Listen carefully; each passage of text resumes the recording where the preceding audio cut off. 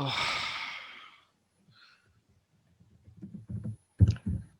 don't know if I have the same. So are we starting now? It's 3 o'clock in. Let me see the schedule because I have been shown in a different place in a schedule, whereas the link I got is this session. So do we, let me What session? I'm looking for this session, but you already presented, right? But Rashid, you did not present. Abdul Rashid? I will present, I think, at 2 o'clock. It's the same session that you are right now, right? The see your face. Yeah, assalamu alaikum. I think the break has ended. We should resume with the upcoming sessions because we have some time constraints. So for that reason, I think we should start with the next session. Okay. I'm Dr. Rajinder Rahman and I'm moderator for the coming session. And first of all, I formally welcome the worthy speakers for this session on behalf of RCIB in Rifa International University. Before going into the formal discussion from the worthy speakers, I would like to give some introduction about the keynote speaker for this session.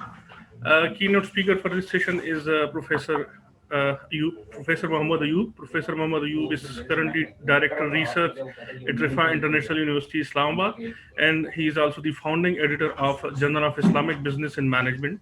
He is a non-resident editor of the Ayufi Journal of Islamic Finance and Accountancy as well.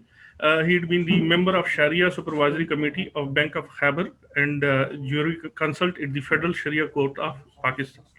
And he's also served with the State Bank of Pakistan and has a vast and diverse experience up to 28 years.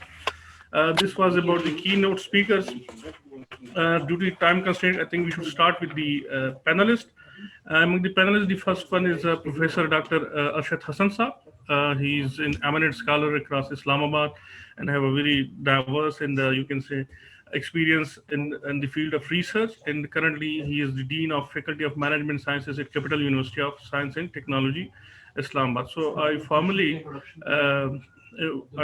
invite the Dean Faculty of Management Sciences, Professor Dr. Arshad Hassan Saab, to start with the discussion.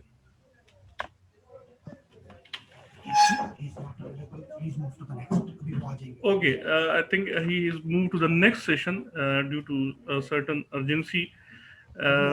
So I would like to invite Dr. Mohammad Kasim sir, but before his formal discussion, I would like to give you a brief intro of Dr. Mohammad Kasim. Dr. Kasim is a renowned Sharia scholar sitting on the Sharia board of the State Bank of Pakistan, Dubai Islamic Bank, uh, uh, Dutch Bank Malaysia, and RAK Bank UAE, among others. Previously, he was the country head of Sharia at Dubai Islamic Bank Limited, a position he held for almost 9 years. He is also served as a Sharia expert in the Sharia structuring and coordination department with Emirates Islamic Bank. UAE, Dr. Kasim holds a PhD in Tafsir and Quranic Sciences from the International Islamic University of Islamabad, and being fully conversant in 5 languages, he has a vast experience of teaching various Islamic disciplines at the university over a period of more than 2 decades. So now I formally invite Dr. Mohammad Kasim to start with his keynote speech. Please, Dr. Mohammad Kasim.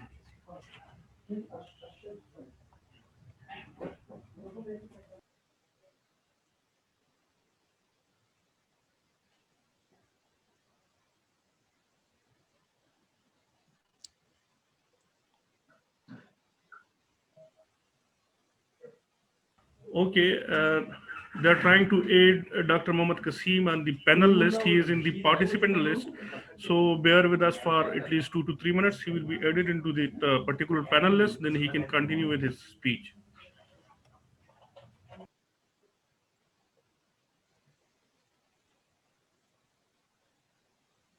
Or you can start with Dr. Abdul Rashid. Yes. I think we should start with Professor Dr. Abdul Rashid, but let me give you a brief intro of Professor Dr. Abdul Rashid. Professor Dr. Abdul Rashid is Director General and also the Chairman of Research International Institute of Islamic Economics, International Islamic University, Islamabad. He is a renowned scholar, and it is evident from the various awards he has won across across recent years. Recently, he was among the top 2% scientists, according to the survey of the Stanford Research Group. Okay, I would formally invite Dr. Abdul Rashid to start with his keynote speech. Thank you. Uh, should I want to share the screen.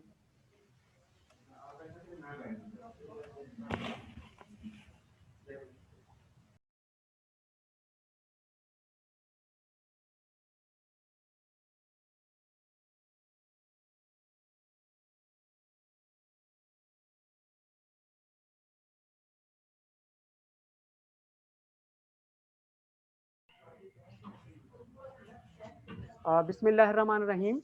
Uh, I have to talk about the sustainable development, discoursing the role of Islamic finance. This is the one paper, the structure. Basically, my mainly work on the empirical economics, but this is just the theoretical paper. I try to link the role of the Islamic finance with the sustainable development in a little different way. Whatever we already have, it's been the lesson in the at the morning, and till now. There are a lot of the talk about the monetary policy. Dr. Asad Zaman gave the idea about that. Then the sustainable development also have discussed the the role of the Islamic finance, green finance. There environment was there. But let's see what I have. It means in this the paper is there. So if we look, in the history of the economics, we can find the three very powerful concepts. One is the sustainable development, other one is green economy, and the third one is the which is the very recent the emerged the concept, that is the circular economy. Now, circular economy, the concept is more the getting popularities, and that is at the micro level, at the firm level, as compared to the green economy and the sustainable. I give a lot of citation here just to show how the different the scholars across the world, they are working on these the issues, and they are publishing in the very good journals, a very high impact factor the journal is there. Now, if we want to look at that, all three, although they have the different assumptions, operationalization strategies are different, and the theoretical approaches and the conceptual, there are a lot of the differences are there. But they have the three things the common. They all talk about the economic, social, and environment goals. They all talk about the sustainability. They all talk about the cost reduction is there. So the idea behind this, my presentation is there. If we will find what are the the linkages between these three concepts, and how we can get the advantage from that, the linkages is there, and then we can see the role of the the Islamic finance, how the Islamic finance can play the role to achieve the what is the sustainability or sustainable development. Then we would be in the better position. It means that we can further link Islamic finance with the real economic activities there. So all three, the concept in these days, they are getting the more and more the popularity at between the international development practices. Multinational firms are there, policymakers they are talking about there, and some emerging economies such as the China and some other countries, they are working a lot about these the three the concept is there.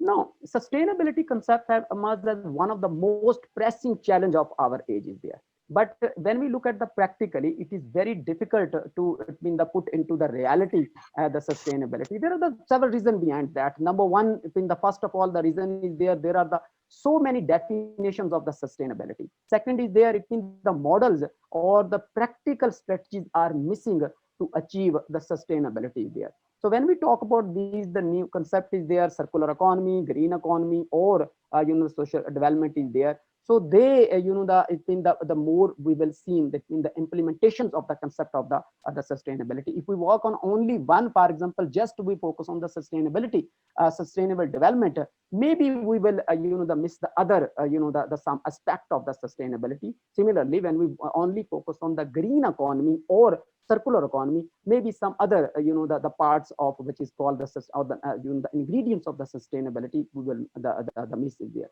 So that's why it is very important for us to work. To achieve the sustainability in economic sustainability there, financial sustainability there, environment sustainability there.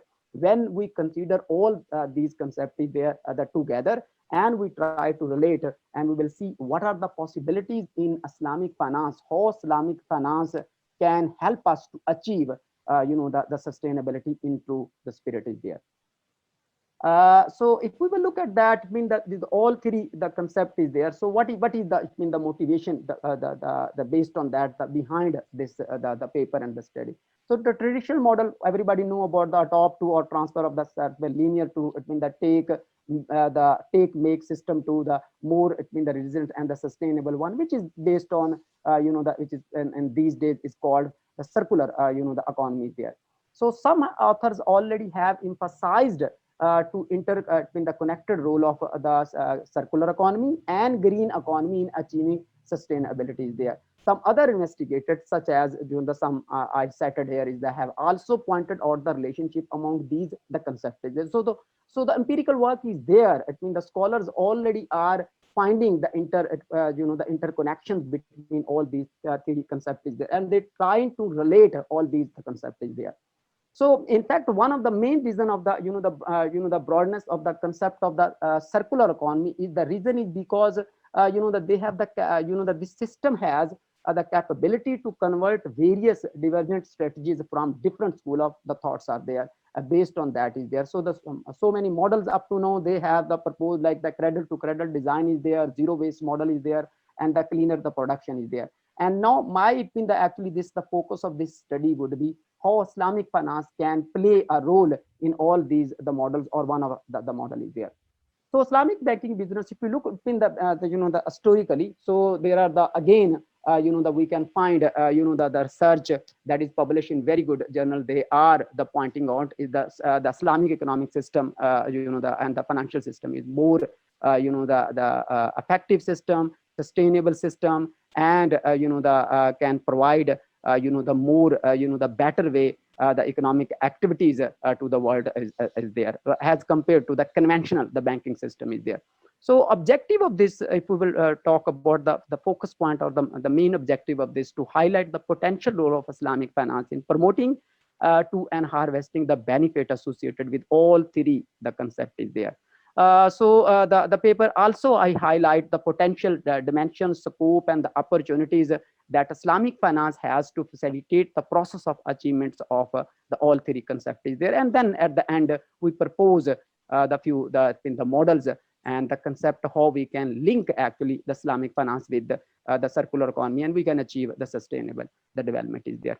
When we look at the economics definition of the sustainable development, so it actually the development is defined as the development that meets the needs of the present without compromising the ability of the future generating to meet their own need is there. This is the one of the definition is there. But as I said at the starting of my presentation, it is very difficult, and the problem is there. Number one is the what exactly should be sustained within the framework of the sustainable development, and the second is how it should be sustained. These are the two fundamental issues there. If we will go again in another concept of the economics concept, very powerful concept is there, that is the utility. And based on the utility, we can define a sustainable development. Utility of the future generation should be sustained. It implies that the utility of the functions of the future generation has to be non-declining. This is in the mathematical terms what we actually define the sustainable the development is there. Then the natural resources in terms of, and you can the non-decreasing function, and that they all everything is available in the literature is there. This is is the one I actually adopted this from in the one the paper is there. They define in the sustainable development, very good paper is there, and they published the two paper. The author is there in the 92 and 94, and like they define in the more the practical point of view the sustainable development, like growth should be there, efficiency should be there, stability should be there, and then in the environment point of view, they mean the biodiversity should be there, natural resource preservation should be there, and the pollution, there should be no pollution there, there. Then it means the social point of view also, as well, the empowerment should be there, social inclusion should be there, financial inclusion should be there, and of course the governance also should be there to achieve the sustainable the development is there. Here I mean the based on the the vast literature in all three the areas, the green economy and circular economy and the SD, and I try to find the similar type of the economic benefits or social benefit and the environment benefit, and the list is very long. It means the, like for example, in economic benefits, cost reduction is there, increase productivity is there, new job is there, like them in the and similarly in case of the social benefit, the intra and the inter and the intra generation equality is there, poverty elevation is there, fair taxation system is there, and the so many, and environment also they have the common. These are the common economic, social, and environmental benefits in all three concepts, and that's why it means that if we want to achieve the real, we want to attain the achieve the real sustainability and the financial sustainability, economic sustainability, we need to work all these three the concept is there, rather than just focusing on the one is there. Now, the currently corporations are focusing on, this is the eco, the innovation is there, eco efficiency is there, corporate social responsibility to achieve corporate sustainability target is there. However, there is a need to do much more by making the holistic changes in the visions, target, production methods, and practical strategies to implement the concept of all, the green economy, circular economy, and sustainable development is there. And then if we look at that, the both the interconnections between is that, so both green economy and the social highly emphasize on the economic and environmental aspect is there. Similarly, the circular economy model, which is that in the take, make, waste, and mechanism to convert that one to the make, use, reuse, make, and the recycle concept is there. Of course, it should be the sustainability in production is there. This is again I try to highlight in the in the graphical how many or how much the area that is the common area in all three the concept is there, like circular economy and the sustainable development is there, green economics is there, and we can see this in the area one that actually share in the circular economy and green economy, like that in the second is here that share between the circular economy and the sustainable development, and this area that is the in the much more it should be the focus of the Islamic finance, that is actually the common area in all three concept is there. So what we have already our existing system, and what the Allah subhanahu actually given us the message is there. Has per Quranic revelation, the mankind is the earthly representative of the Almighty Allah. Therefore, it is responsibility to take care of all his the creatures along with his interest. In this way, it becomes his first duty to use the resources in the best efficient way. Now, this I actually try to link in the, of course, whatever we have in the concept of the sustainable green economy or circular economy, and that basically we derive these concepts, the Quran, or we can make the link to provide more support to achieve, which is called the Sharia objective of this is the like the provision in the protection of the life, future generation, wealth, in the preventive and the motive strategies as well as there. Islam, the forbids the waste of the resources and consider it a sinful offense. This is the, the circular economy is actually based on this concept. It would not be wrong to say that the basic theme of the circular economy has its roots in Islamic law. The Islamic law is there. Circular economy suggests selling the utilization rather than the ownership. This is the one thing I want to focus more. The basic, if we will look at even the sustainable development or the economic theories, economics law, the most of the economic theories or the law are based on the cell ownership. But the circular economy, and which the Islam also suggests, is the based on the cell utilization rather than the ownership is there. And if we change our the Islamic model or this the mode of the financing and the way of the financing, and the more financing should be provided onto the business, they work on the cell utilization rather than ownership. So definitely we can achieve what is called the sustainability in the term is there. So what we suggest in this the paper is there, we suggest actually the Musharka Kam Ajara model works on the three levels. At first, Islamic banks and the primary producer of the specified, the product will jointly own a product under the, the Shirkat the Aqd contract.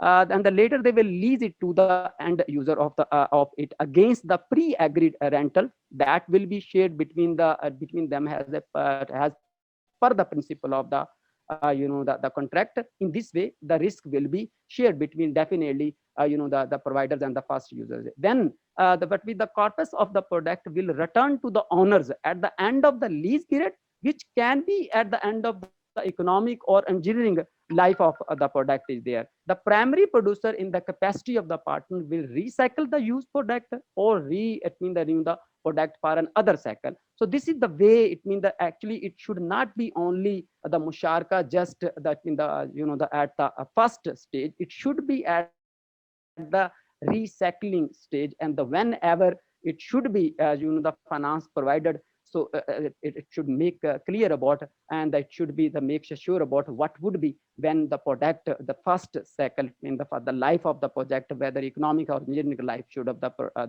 product would be completed is there. This is just the graphical presentation of that model is there.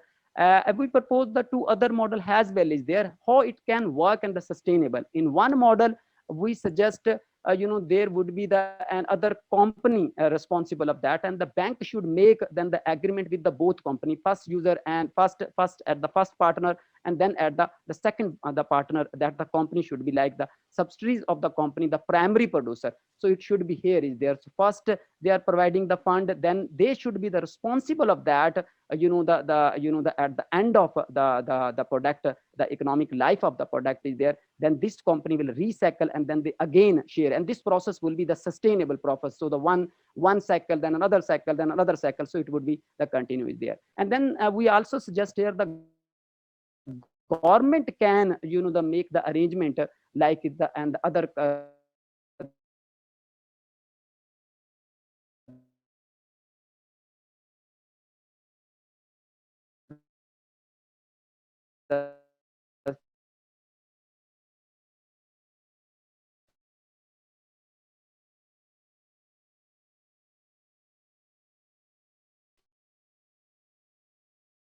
in the company can be owned by the government. Apologies for interrupting your presentation. We have some time limit, and you have already exceeded. Okay, you can wind up. That. So Thank this you. is what I want to say is there. It means that if we want to achieve the Sharia compliant business model is there, and that. So what we have to do, we have to at the Islamic bank, it means that we have to put some conditions on the Islamic banks that at the time of the providing the fund, so the fund should be provided in the way. So always they have to take the care what is called the scribe and the product at the end. And the Islamic banks should promote sell the utilization rather than the ownership. Thank you. Thank you very much, Professor Abdul Rashid. Indeed, it was a really meaningful insight regarding how we can integrate Islamic finance for sustainable development. Okay. Our next speaker is Dr. Karimullah. Dr. Karimullah has a PhD from Brunel University, London, and his research is mainly focused on Islamic financial services and involves multiple case research. He also has extensive, and currently he is heading the Center for Excellence in Islamic Finance. And he also has extensive learning on case as a method of teaching at Harvard Business School, USA. He has been awarded twice by the Government of Pakistan Higher Education Commission. Further, I am seeing him after almost 13 to 14 years. I can remember he was my teacher back in 2007. Now I would formally invite him to start with his keynote speech.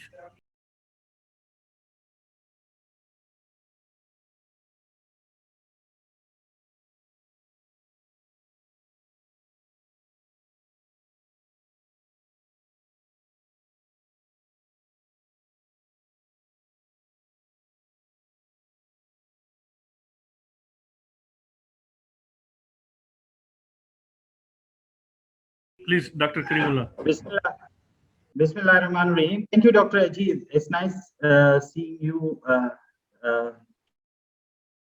sharing and hosting us for this session. Thank you for inviting me, everyone. I hope I'm clear. So let me share my screen. I have a very brief talk on some events that are shaped by the very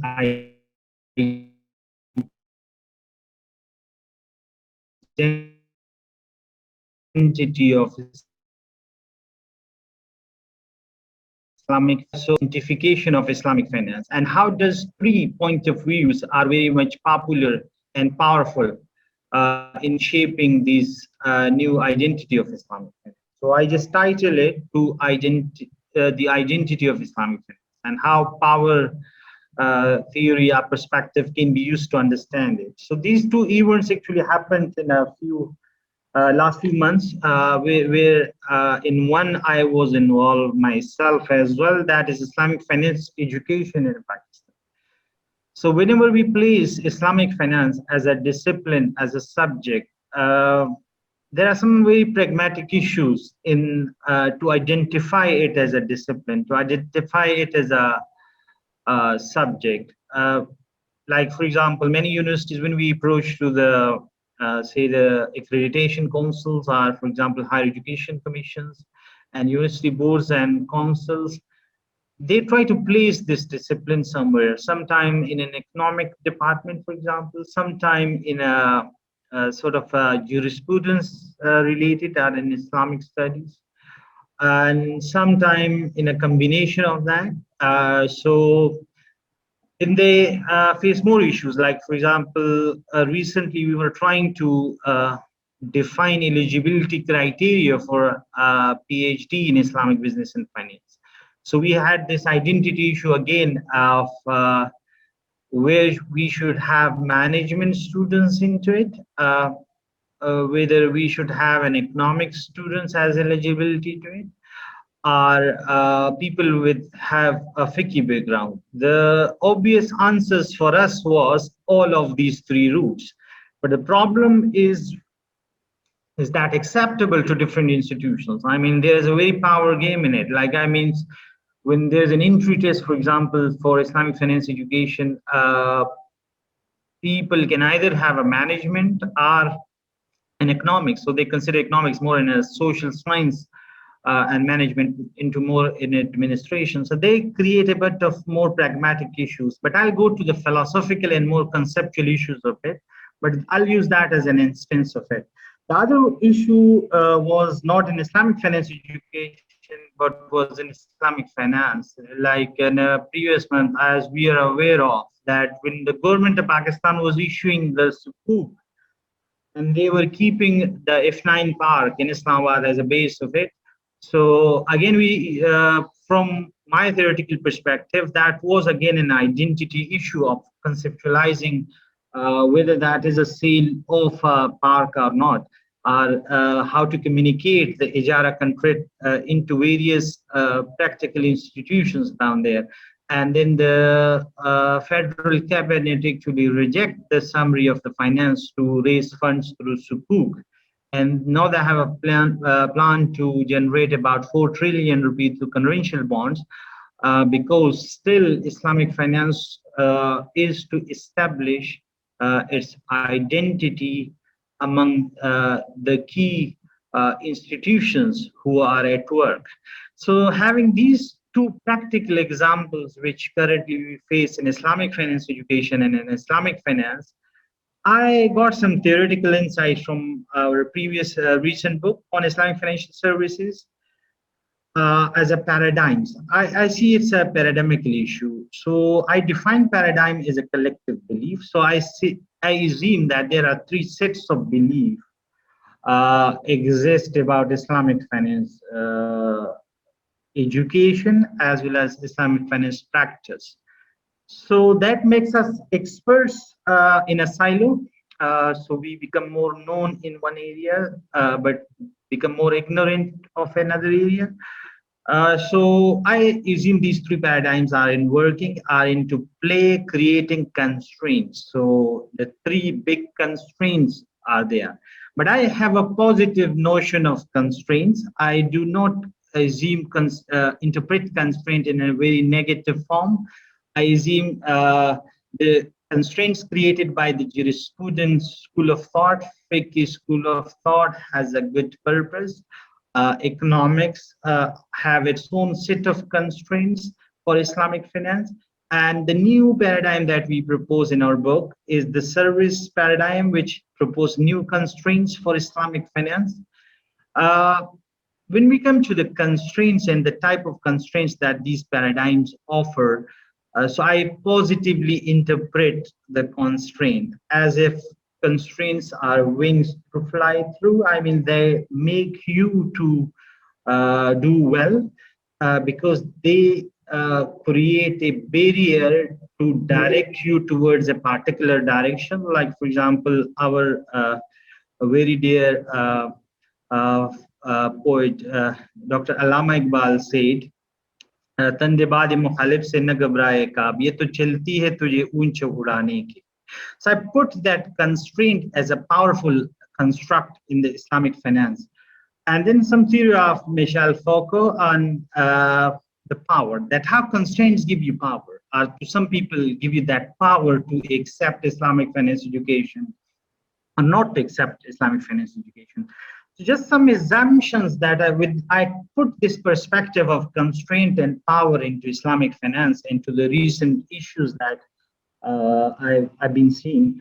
So I assume that Islamic finance, one paradigm, which is the jurisprudence and the fiqh paradigm, is very normative constraints. I mean, there are different religious and faith-based constraints are what to be there and what not to be there, like riba not to be there, gharar not to be there, and what to be there, obviously, like sale must be there and others. So what not to be there create a constraint paradigm, make the jurisprudence paradigm are the people more powerful to control the very doing of Islamic finance and the very learning of Islamic finance. So there, when we look to the identity of what is Islamic finance, comes out as if it is an Islamic finance ruling. It's a discipline of rulings. It's a law. So it's a financial law discipline when we look from those constraints point of view.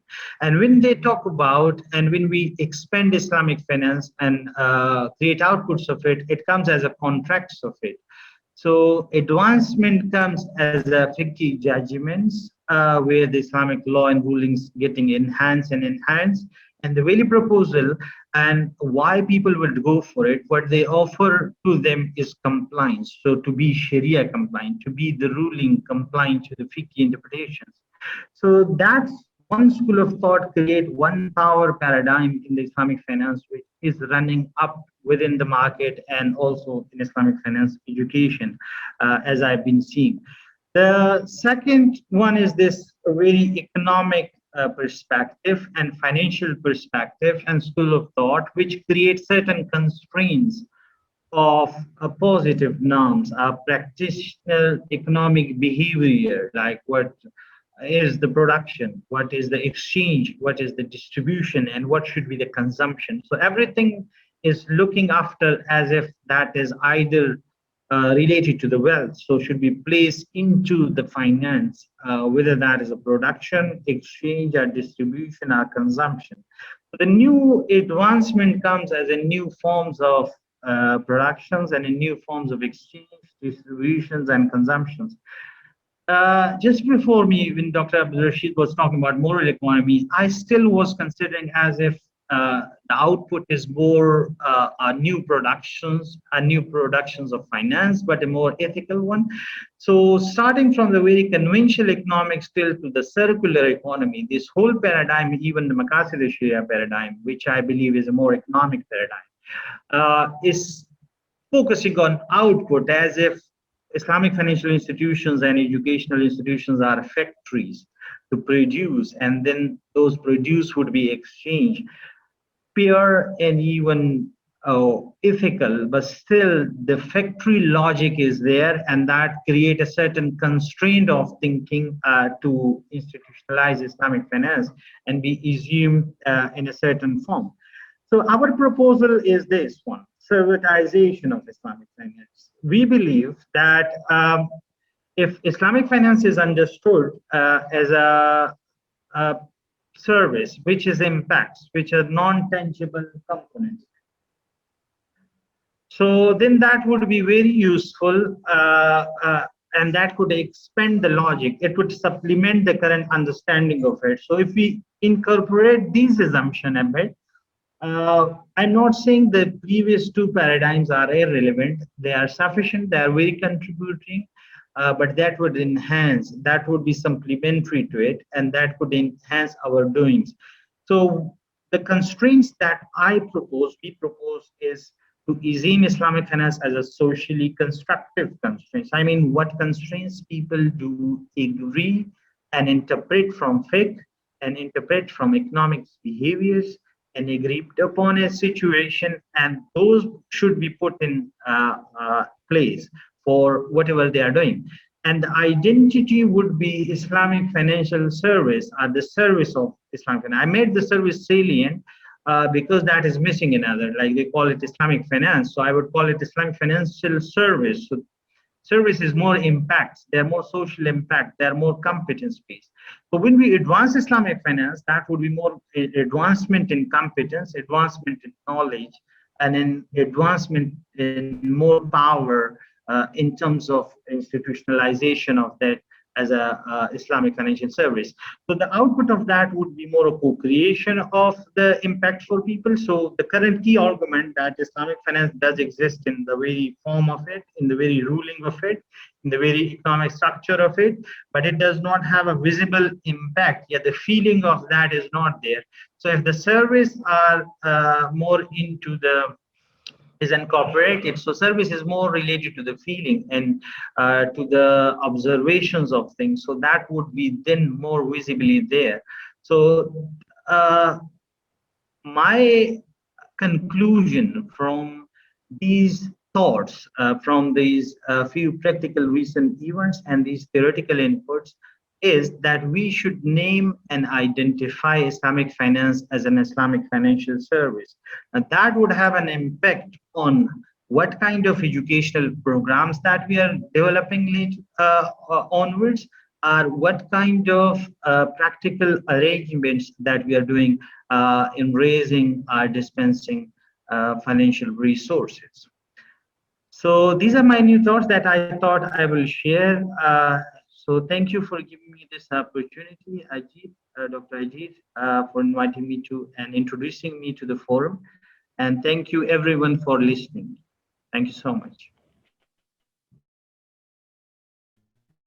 Thank you very much, Dr. Karimullah. Indeed, constraints gives us power, and in this context, the powers of jurisprudence will definitely encourage the people in academia and practitioner to study this particular power of jurisprudence in service paradigms. Now, next in line, I would like to invite Dr. Mohammed Kasim. But before going to the formal discussion, I would introduce Dr. Kasim. Dr. Kasim is a renowned Sharia scholar sitting on the Sharia board of the State Bank of Pakistan, Dubai Islamic Bank, Dutch Bank Malaysia, and Ras Al Khaimah Bank UAE, among others. Previously, he was the country head of Sharia at Dubai Islamic Bank, a position he held for almost 9 years. He is also served as a Sharia expert in the Sharia Structuring and Coordination Department with Emirates Islamic Bank. Dr. Kasim holds a PhD in Tafsir and Quranic Sciences from the International Islamic University of Islamabad, and being fully conversant in 5 languages, he has a vast experience of teaching various Islamic disciplines at the university over a period of more than 2 decades. So over to you, Dr. Mohammed Kasim. You can start with your keynote speech. Sorry, first of all, to interpret the introduction of Dr. Kasim. I think the print taken is something old. Currently, Dr. Kasim is not in the Sharia board or Sharia advisory committee of the State Bank. Earlier he was.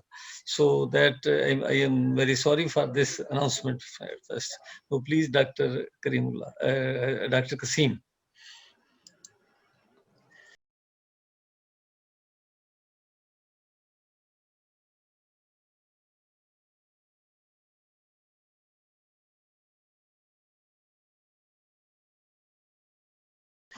Assalamu alaikum wa rahmatullahi wa barakatuh. Walaikum. Walaikum assalam.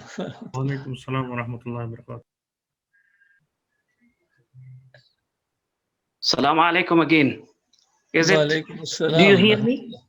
Yes, Ji, yes. walaikum assalam. Jazakumullah, Yes. Jazakumullah khaira, Ayub sir, for correction. I just wanted to say that this was an old profile. I'm not Yeah. sitting on the Sharia board of a number of institutions mentioned earlier. I'm presently a Sharia board member of Dubai Islamic Bank in Dubai and chairman Sharia board of Deutsche Bank in Malaysia and Silk Bank in Pakistan, with some other assignments that I have. Anyhow, I enjoyed listening to the last two sessions. I have a few slides that I would like to share with you on Islamic social finance. The basic points or the agenda that I want to cover, the basic principles, I want just to have a few words about the basic principles of Islamic finance, the historical use of Islamic finance, how Islamic finance can contribute to social welfare, the challenges on the road and success stories.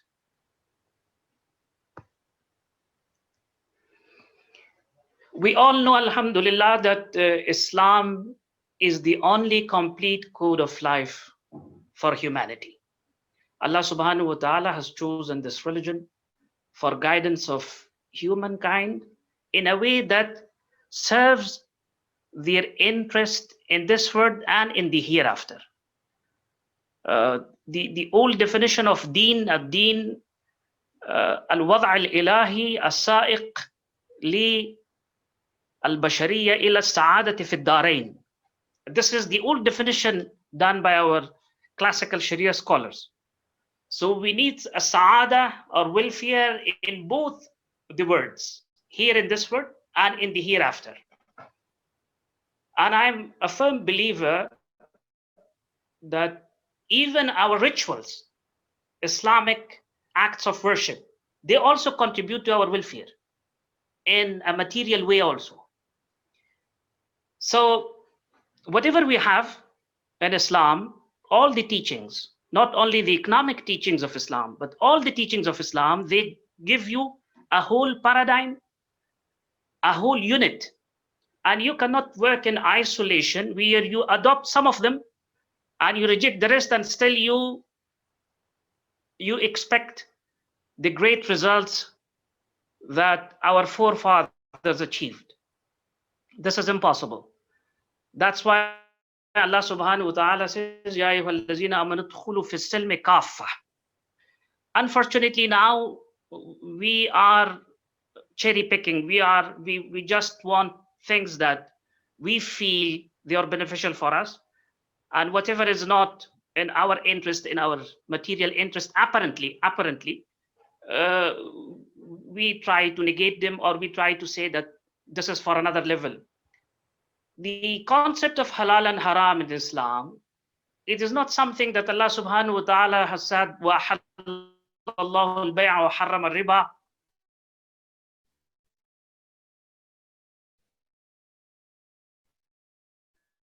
And it is an arbitrary decision. Subhanahu wells, things of Sharia, they are all for the benefit of humanity. So if Allah subhanahu wa ta'ala has made sale and purchase halal and has prohibited riba, it has a purpose. It serves the purpose of humanity. It serves the purpose of social welfare, social harmony, and it increases social and economic stability of the entire community. So the concept of halal and haram, we start from there. That is the basic foundation of social welfare and harmony. Then we see that whatever Islam allows in terms of financial activities, they support the real economy. Any notional economy, superficial, dubious, fictitious transactions, they are discouraged. Even if you look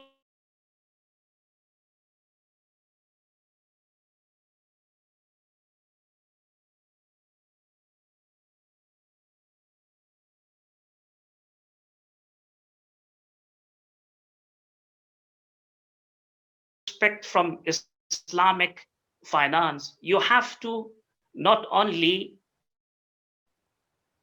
comply with the legal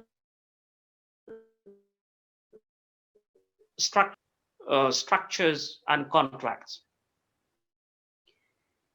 For instance, in Islam, musharaka and mudaraba, they are for risk sharing. Now, sale-based transactions or sale-based contracts, they are not they are not sharing with the purchaser any risks. But unfortunately, when you look at musharaka and when you look at mudaraba in Islamic banking industry or in the Islamic financial world, you don't find that spirit of risk sharing really cared for. Also, Islam, when we say musharaka, we cannot put the conditions of mudaraba in a musharaka contract. We cannot put the conditions of a mudaraba in a wakala contract, because each and every contract has its own inherent qualities and features. And if you call them mudaraba, if you call a contract mudaraba, it has to be a mudaraba from within and from outside. We, in Islamic finance now, we try to turn each and everything into a kind of a murabaha or ijara. Even if it is a musharaka, and the contributor of the fund, the Rabbul Mal, takes risk of losing his profit and even his capital. But still, at the end of the day, we say that no, anything over and above a certain limit of profit will be given to the managing partner or to the investment agent, as if it is just a murabaha. I mean, from the pricing perspective, we try to mimic murabaha nijara. So we are using the names and we are losing the spirit. Risk sharing should be there.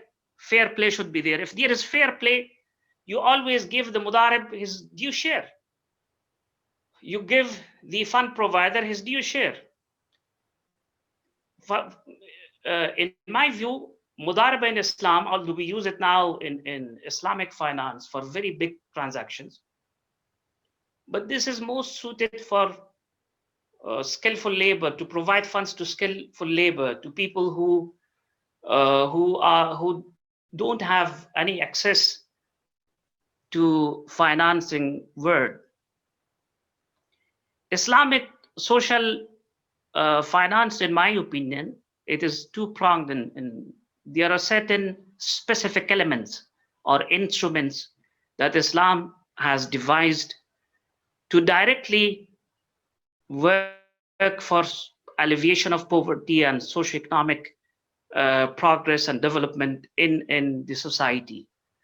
But as a whole, as I said earlier, every Islamic contract, even if they are purely commercial in nature, they work towards achievement of that goal. They aim to achieve that objective. The specific instruments are waqf, zakat, sadaqat, kafala, qard, and even musharaka and mudaraba, salam istisna. And in my opinion, salam has been allowed. Our fuqaha is also a kind of salam in manufactured assets or items and other financial contracts. They contribute towards achieving the socio-economic development targets in Muslim community. I think, mashallah, you all know how Waqf has played a great role in this regard. The Masjid Nabawi is the first Waqf in the history of Islam. In all Muslim cities in our past, most of the schools, libraries, they were built on Waqf lands. Awqaf were established to pay off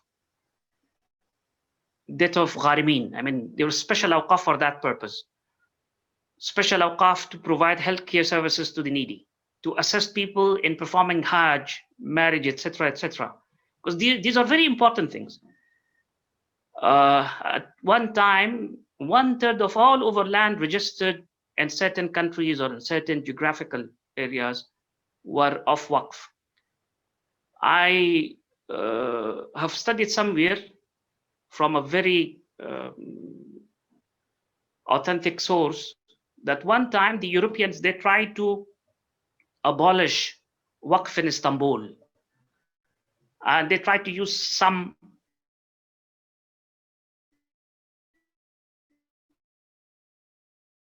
members of it to pass a law, an act in the parliament to abolish waqf. And the real reason was that they wanted to purchase land in Istanbul and they couldn't find. The reason was that each and every place in Istanbul was part of a waqf. So this signifies the role of waqf as a big source of Islamic budget.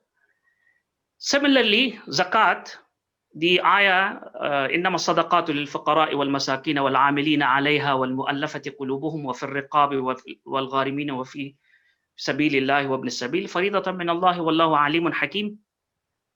This starts with فقراء المساكين والعاملين عليها والمؤلفة قلوبهم, and again وفي الرقاب والغارمين وفي سبيل الله وابن السبيل. This shows that Islam focuses on these socially weak links in an Islamic society, and that is where we understand that Islam tries to promote a social and socio-economic stability in the community, telling the well-to-do to give a specific portion of their wealth to the poor and the destitute and those who are indebted and those who are cut off from their land and those who are waging jihad in the way of Allah subhanahu wa ta'ala. Faridatan min Allah, and this is an obligation. This obligation does not mean that you stop there, you stop at 2.5%. No, this is a must for each and everybody. And then people have to compete with each other to gain bigger heights, to scale bigger heights, and that is through nawafil and sadaqat. Here I just want to point out something very, very important, and that is what in the recent past, maybe in the last 50 years or so, a kind of misuse of zakat funds, I will call it. Although it seems that it serves the purpose of socio-economic welfare, but it runs against the ijma that zakat funds cannot be used in public goods such as building bridges or construction of masjid and madrasa. There is an ijma that you cannot use it for burial of the dead or for construction of masjid. But some people, they are trying to say that fi sabilillah, they make it so broad that it contains each and everything. It includes each and everything. And that is against the spirit and the text of the verse.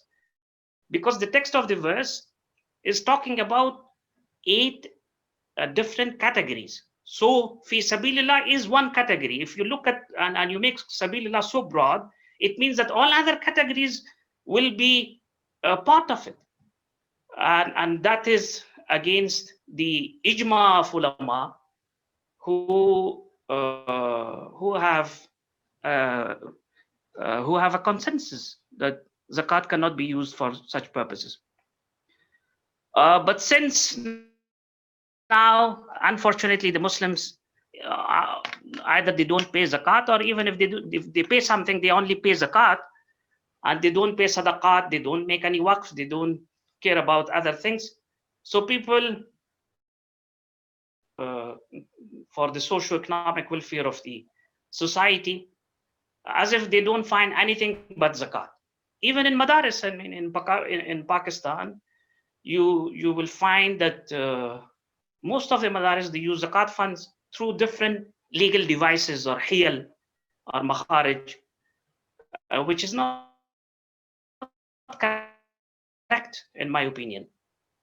And anyhow, I have given a few examples, like in Indonesia and the zakat fund, they use zakat fund 350,000 to finance construction of hydropower plant.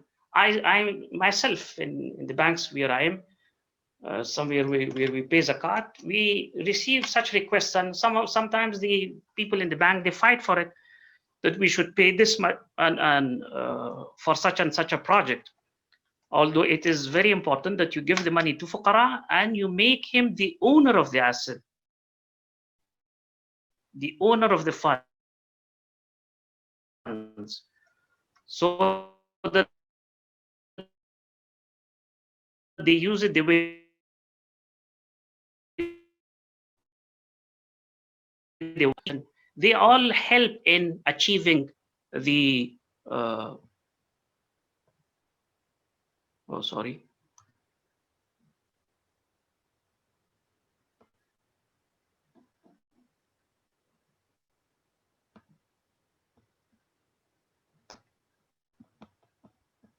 Screen a bit.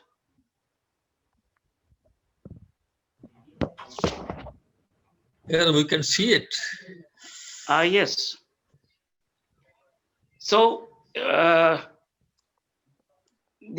Islamic financial contracts, they promote real economic development, long-term sustainability, and the real purpose behind mudaraba, salam, istisna, etc. In my opinion, is to promote socio-economic stability, to give the downtrodden, those people who don't have access to big money, to give them access to money and to funds. We see that Islamic finance has been criticized for the past, that it has drifted away from its real target because it is now kind of converging with conventional financial practices, and it grows only in wealthy countries, and it doesn't focus on socioeconomic impact to be made in the societies where it works. I think to some extent this criticism might be right, but we shouldn't expect too much from Islamic financial institutions. These are commercial institutions. They are not, we shouldn't take them as an alternative for an Islamic state, for an Islamic government. And we shouldn't, I mean, we should be grateful to some people who come and accept to work in an Islamic, in a kind of crippled Islamic financial, legal, and regulatory environment. This is a hybrid. I mean, we don't have a fully Islamic economic and financial environment, legal and regulatory environment. You apply to Islamic banks all the regulations which have been established for conventional banking, for interest bearing. You categorize all their deposits as liabilities. You ask them whenever they enter into a musharaka, the rules change for their capital adequacy ratios, systems and this and that. You see, so Islamic banks, I don't think that they are the best platform for growth of Islamic financial services. They can help. They can pay zakat for those purposes, but there should be some other institutions. These Islamic banks, with the expertise that they have and the money in their hands, and maybe because you see also they have a lot of cheap deposits available to them, current accounts, they can be asked to contribute, but through funds, through projects, through some other institutions. Some other institutions should be built for that purpose. I personally feel that Islamic banks because of the red tapeism, because of the system constraints, because of the regulations, they are not the best platform to serve this purpose or achieve these goals these lofty goals that we are talking about. They have a responsibility. They have to chip in. They have to contribute. But we have to develop other institutions, waqf institutions, zakat institutions, charitable organizations, which can be helped by these Islamic banks, but they should appeal to a wider community, and to tap into other resources, and to talk to businessmen and to corporate entities and bring them together and try to build an Islamic financial service paradigm which is new. Anyhow, I think it is, I don't think that I have enough time to cover the other slides. Islamic financial contracts encourage you to take profit, but it should be reasonable. Fair bargaining power should be there. It shouldn't be the problem with this parallel system is that we in Islamic banking also, we follow the CIBO rates, and we look at each and everything from that perspective, without looking at the risks and the inherent risks of each and every structure. If I'm entering into a musharaka, my profit margin should be much higher than entering into just a murabaha or ijara. Islam prohibits activities that are harmful to the society and environment. Islam encourages entrepreneurship and reasonable risk-taking vision. That is how it stabilizes the economy and guarantees growth of the global industry. It doesn't go into extremes. What we see in capitalism is, since everybody is free to act the way they want, it always goes from one extreme to another extreme. But Islam, with its fair play. Excuse me, Dr. Mohammed Kasim. Apologies for interrupting. We are a bit short of time. If you can kindly conclude. Okay. I think just if you give me 1 minute. Okay. And then we have to engage in real asset-based economy. Islamic banks should discourage unnecessary consumerism, which is the case now. I mean, we are promoting unnecessary consumerism the way others do. We promote indebtedness. We don't promote risk sharing. We have to do away with these practices. I think this is again kind of summarizing these things. Anyhow, thank you very much.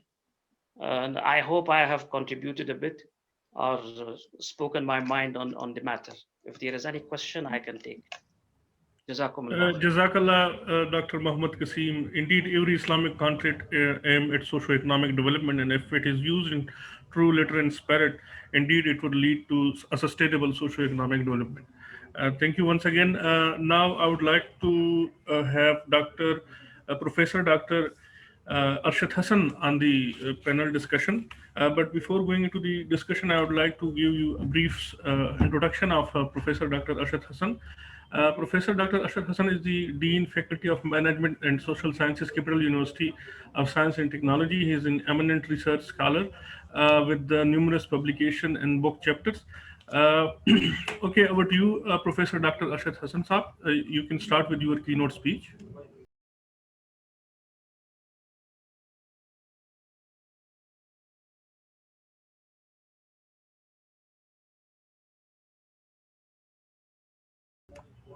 Thank you very much. I'm thankful to the management for providing an opportunity to listen and learn from accomplished scholars in the field of Islamic finance. My topic today is green finance, as the focus of this specific conference is Islamic finance. So I will try to link between Islamic finance and green finance. The roadmap of this specific presentation is the nexus between Islamic finance and green finance, Islamic green finance ecosystem, and the financial products. In the fathom to understand the message of Islam, it is to be understood that Islam is not just a religion like other religions. It is a complete code of life. It has its legal system, economic system, and society based on social norms, moral principles, and ethical values. So financial and economic system is an integral part of this whole scheme. Islam demands all-inclusive development of an economy and emphasizes social welfare. Its teaching stresses translating Sharia principles into practice and integrate them into individual and collective human life. The concept of Maqasid Sharia supports the principle of serving the public interest, of maximizing benefit and reducing harm to society. Therefore, the poverty reduction, socioeconomic justice are the primary goals. And these goals are based on the concept of adl, the social justice, and ihsan, the benevolence. Therefore, the fund should have dual objectives of generating economic gains and imprinting positive impact on society. In Sharia, there is emphasis on conservation, preservation, and responsible use of resources. And there is discouragement for wastefulness in the use of these resources. There are famous sayings of the Prophet ﷺ about the use of the water, the planting of the trees, and so on. Here, I want to identify one thing, that generally we discuss Islamic finance and the focus is the Muslims, 25% of the population of the world. Islamic teachings, Islamic principles, these are applicable to the whole world. So at the same time, we should also address the requirements and needs of the population that is not Muslim by religion. So placement of the Islamic finance should be from Sharia compliance as well as in the context of society in general. The realization of the value of the environment is vital for fostering a culture of care and responsibility towards the environment. In fact, it is the time to understand that environment or climate is an endowment from Allah, and it is an asset that is to be used responsibly. Now,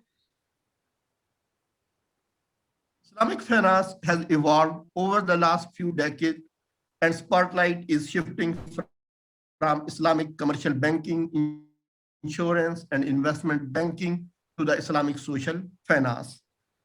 Here, if I recall, 80% of the Islamic finance is linked with Islamic banking, 15% to the sukuk, 4% to the investment banks, and 1% to the insurance industry.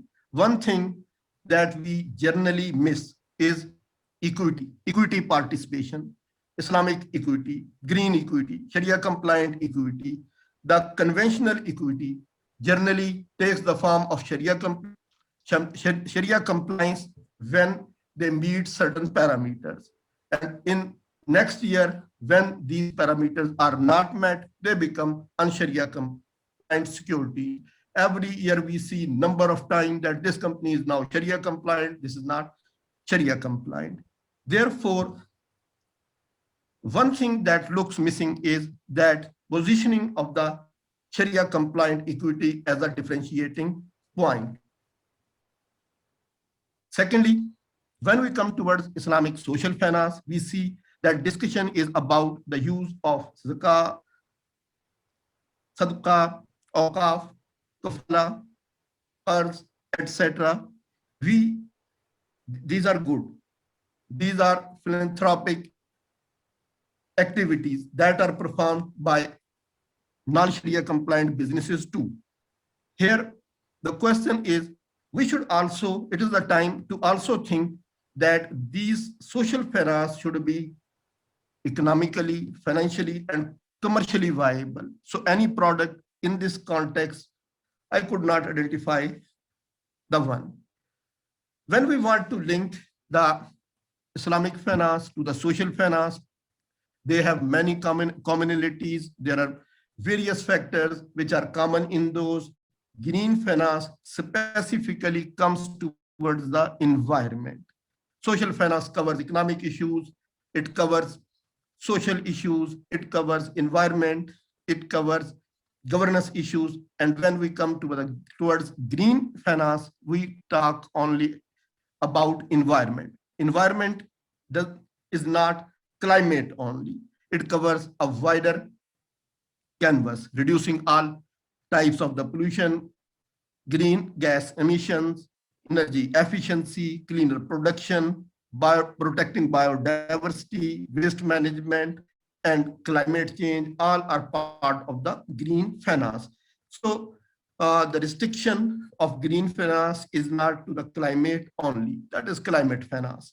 Now, Islamic finance shares similar understanding principles as that of sustainable finance: financial stability and economic growth, poverty alleviation, wealth distribution, financial and social inclusion, as well as environmental preservation. This has therefore allowed for Islamic finance to capitalize on these similarities to become a natural vehicle to propagate the elements of green finance.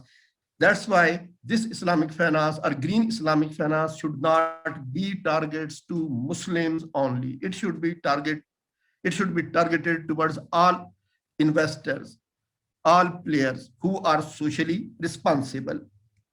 Now, if we look towards the market of green finance, Sharia compliant assets are more than 2 trillion. World bond market is more than 9 trillion. Green bonds are approximately $3 billion, and green sukuk or Sharia compliant bonds, these are just introduced in 2017. First was issued by Malaysia, then one issue is by Indonesia in 2018. In 2019, some Middle Eastern countries, Al-Futtaim Group, issued some green sukuk. World Bank issued, so very small size market. And this green sukuk or green equity may take a reasonable part. They can take the leverage of this component. On the other hand, if we look towards the sustainable development goals, we identify that out of 17 goals, there are 7 goals that are related to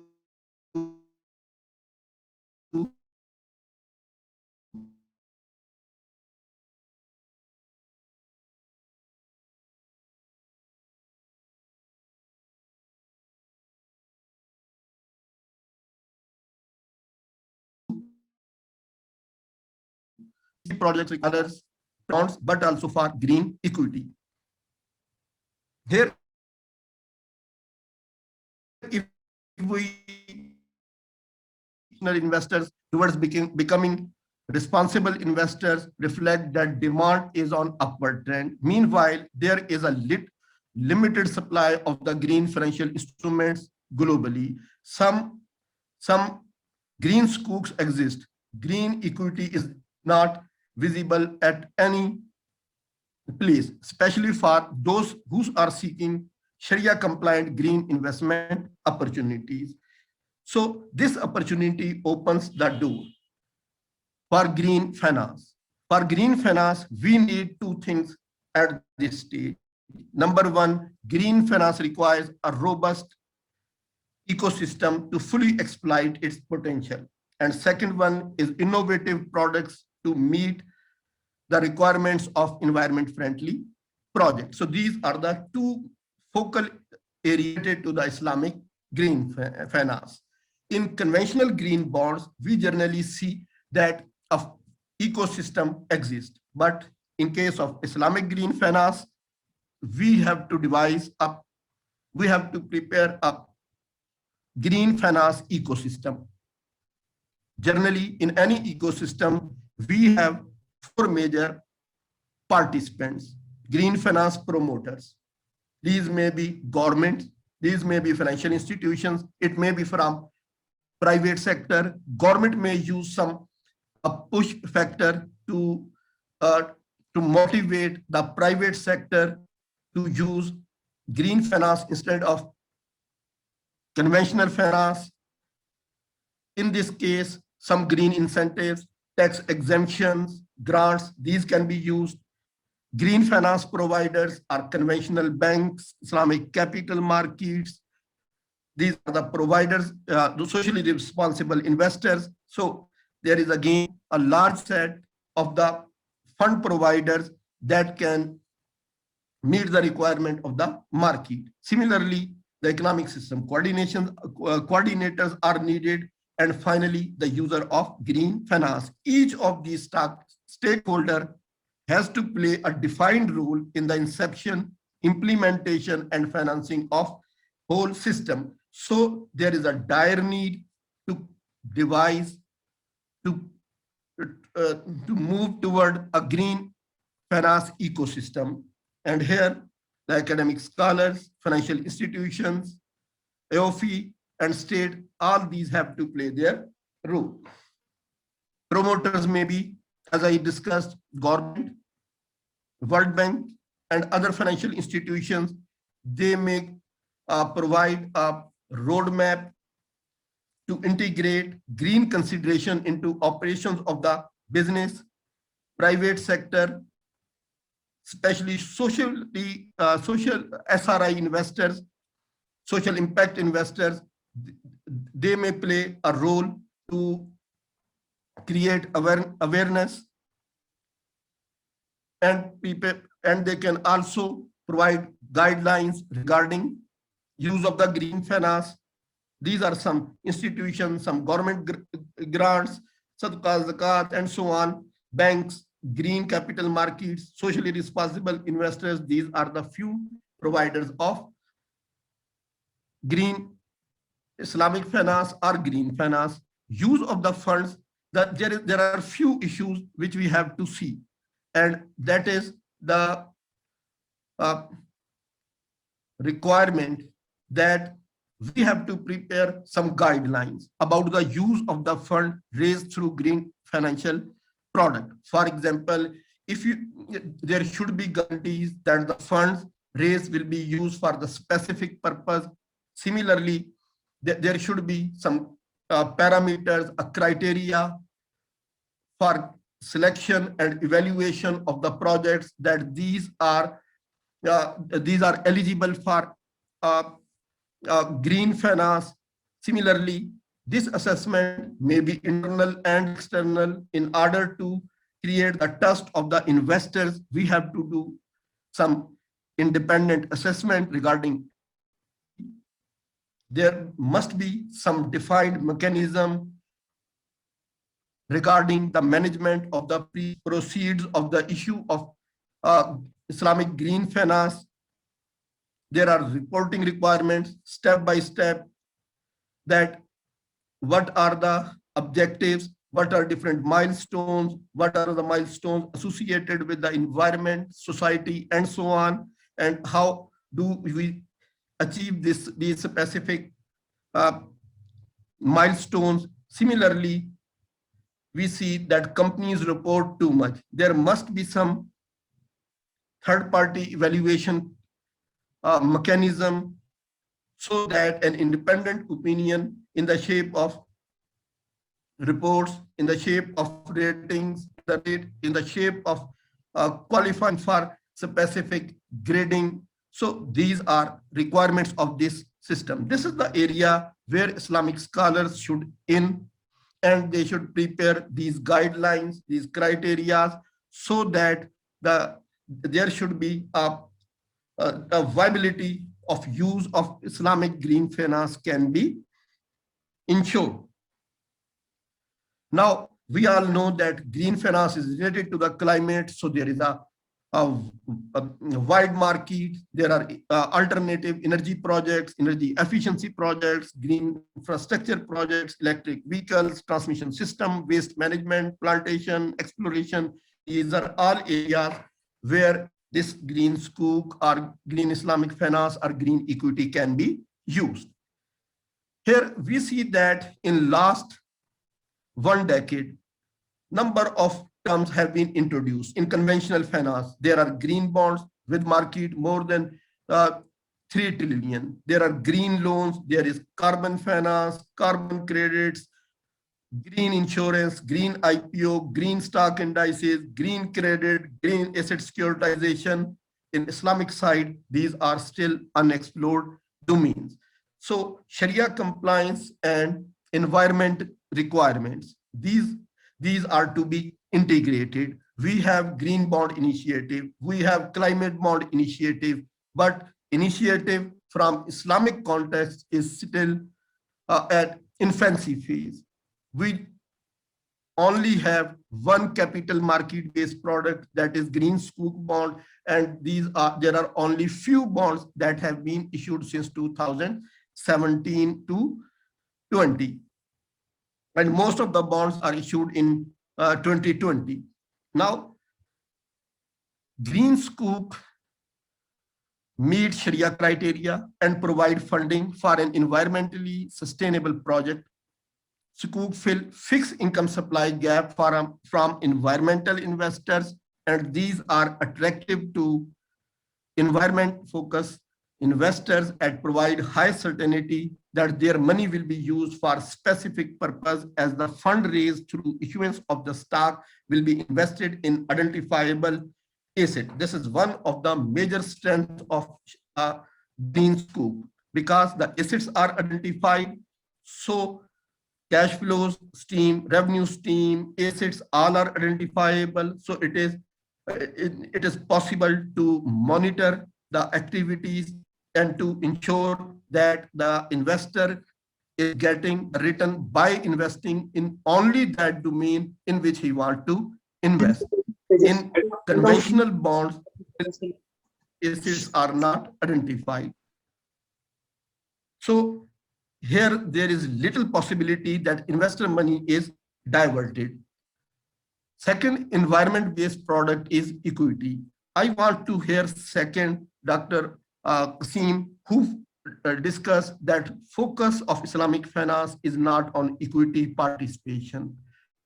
Generally, Mudarba and Musharka, especially Mudarba, that has very little presence in Islamic financial system. Ideally, equity participation should be the differentiating point of the Islamic finance from the conventional finance. And firms, the new firms, they may issue Sharia compliant green equity. It means they should clearly give message that firm has two focus. It will be Sharia compliant, and secondly, it will be environment friendly. And this green equity, if made part of the name of the equity, then it will provide a signal that these firms will never move from Sharia compliant to non-Sharia compliant. This firm will never move from environment friendly to otherwise. Now, another opening that is required. There are a number of firms in the market who do businesses which may be Sharia compliant, which may not be Sharia compliant. There are a number of projects. Some projects may be environment friendly and some projects may not be environment friendly. So these firms may be offered the tracker stock concept. The tracker stock concept may be integrated with the existing equity. Tracker stocks are those stocks that the assets of the company can be identified, that these assets and these revenue streams are Sharia compliant and environment friendly. These specific streams are non-Sharia compliant. These specifics are non-economic, non-environment friendly. And for each segment, one firm may issue multiple equity. For example, a firm have two projects. One is environment friendly and Sharia compliant. So that is one equity that is being traded. ABC Sharia compliant equity, ABC, non-Sharia compliant equity. So same firms may also use the concept of inequity with their existing structures. This product has potential to attract investors who want to invest in Sharia compliant as well as environment friendly equity. So this is the domain that focus. Currently there is Islamization of the conventional finance. All out effort is made, but still fixed income securities, fixed returns, time bound investments. We are closer to the structure which is debt type structure. This focus should shift to the equity participation, and this participation can be complemented by integrating environment and Sharia both, because the underlying ethical dictates of the both are same. At the same time, we need to project these specific products to the people, to the firms who want to invest in socially responsible investment. It is not related to the ideology. It is related to the product that offers a specific social contribution, and this social contribution to every human on the face of earth. So finally, this is the NC stage. The structure needs reconsiderations. Ecosystem is desired, and there are huge challenges. But this green Islamic finance can be a catalyst for growth of environment-friendly growth, a sustainable growth, and expand and can help to achieve the objectives of sustainable development. This is from my end. Dr. Yu, please. Thank you very much. Thank Many you very thanks. much, Professor Dr. Rashid Patel. Now I would request the session chair, Professor Muhammad Ayub Saab, to wind up the session with some comments on the whole session. Please, Professor Muhammad Ayub Saab. Thank you, Dr. Ajit. Actually, in this session, there were four many important presentations by our learned professors, all discussing very important area. First of all, Dr. Abdul Rashid, basically he discussed circular economy, and then the green economy, how they could lead to sustainable development, and very important hints he gave.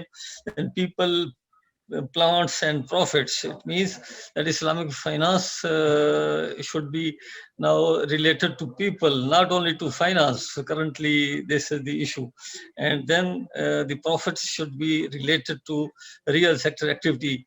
If there is any real sector activity, only then an individual or an institution, the institution is a bank or any other institution, can have right to get profit.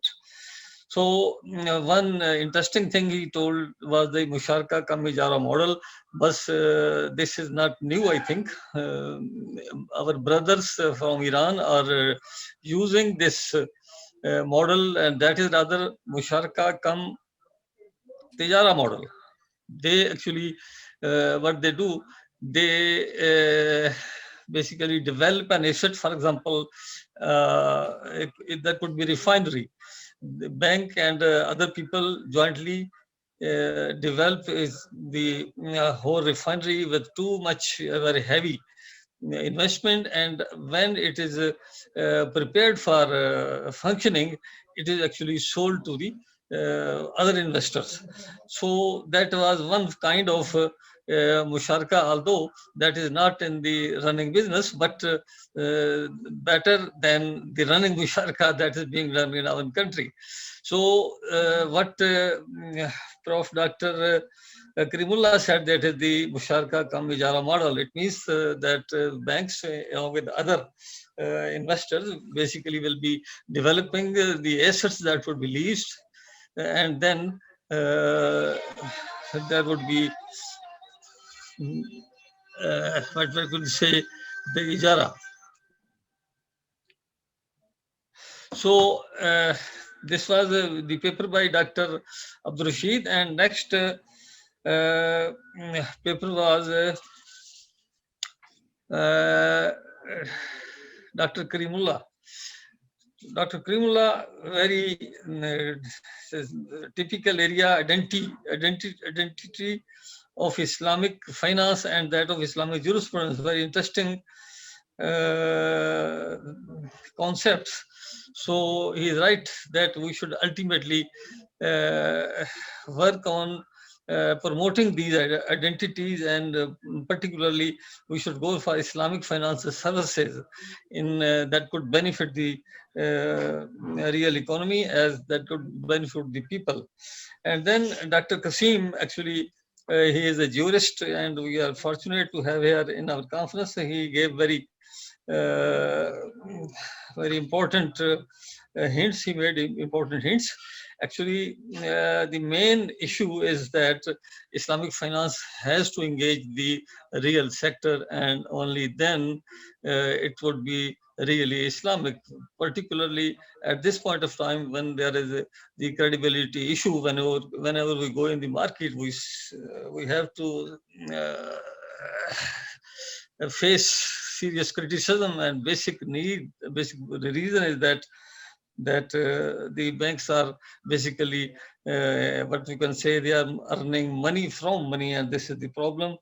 And he also emphasized risk sharing, then fair play, and particularly fair play in the sense that the Rabbul Mal and the financier both should have their real share in the profits. Particularly in Pakistan, the depositors have not been giving their due share, and our regulators have to see this. Then it was Waqf, and we need to develop Waqf, particularly in Pakistan.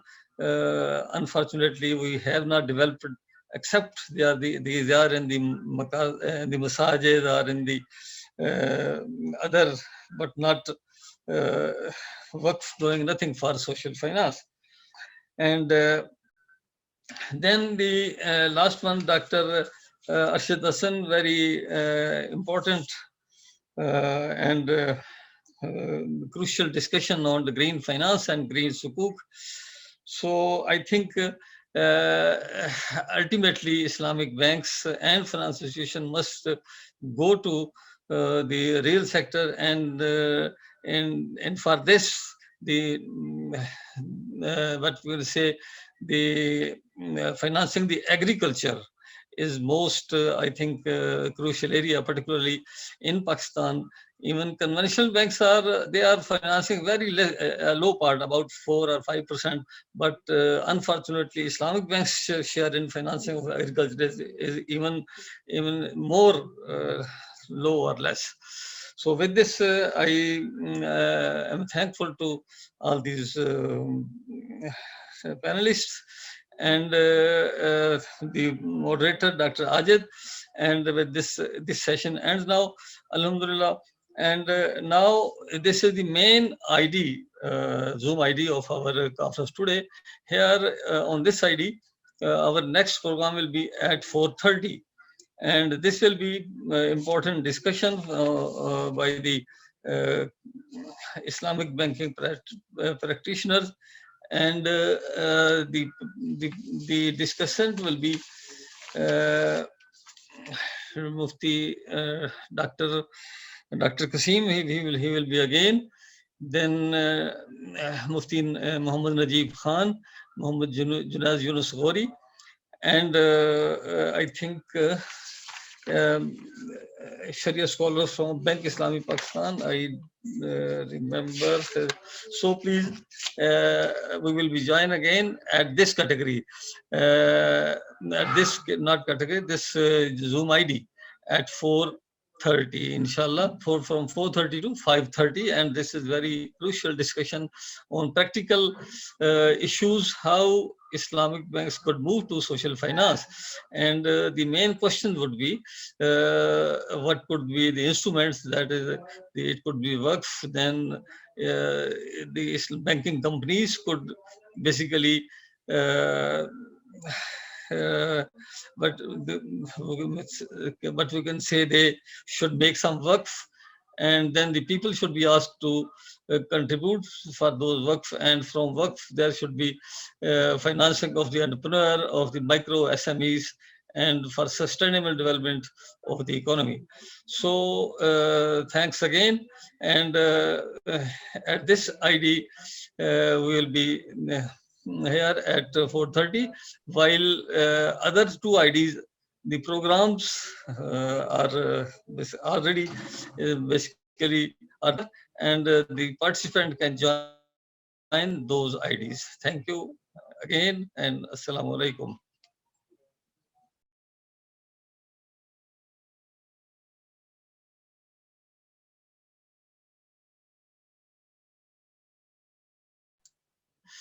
Sorry, there were a few questions I forgot to indicate.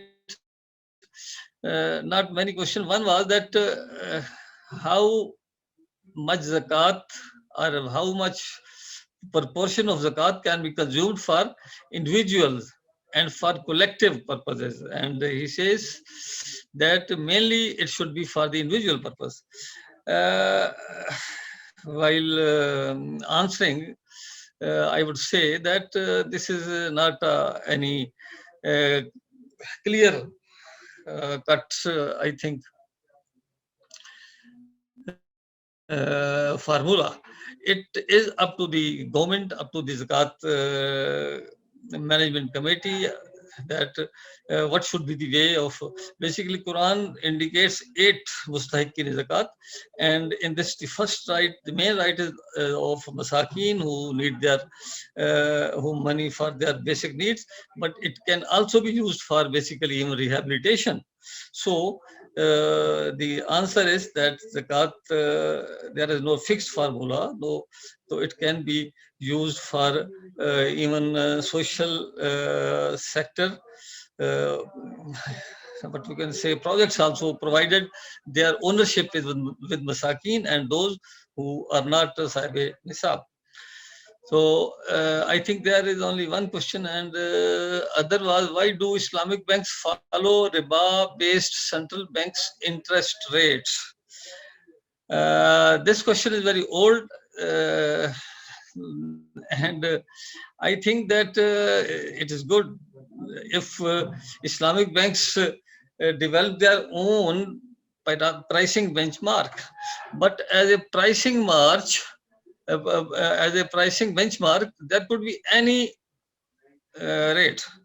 So, from a Sharia point of view, in any rate could be used, but practically, if Islamic banks are to be really Islamic and they want their good what perception or credibility, it is good that it is better that universities and other research institutions basically do some surveys of the rates in the economy, rates of profit, rates of rental rates, and on that base, central bank basically announces any rates that could be profit sharing rate in case of mudaraba and musharaka, or it could be profit rate in case of trading mode like murabaha and salam, and it could be rental rate as in ijara.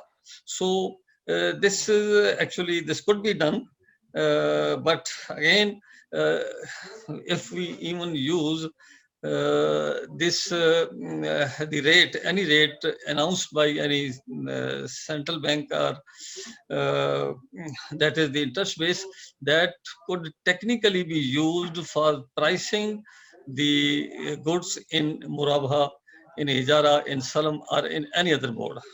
With this, I think we end this session.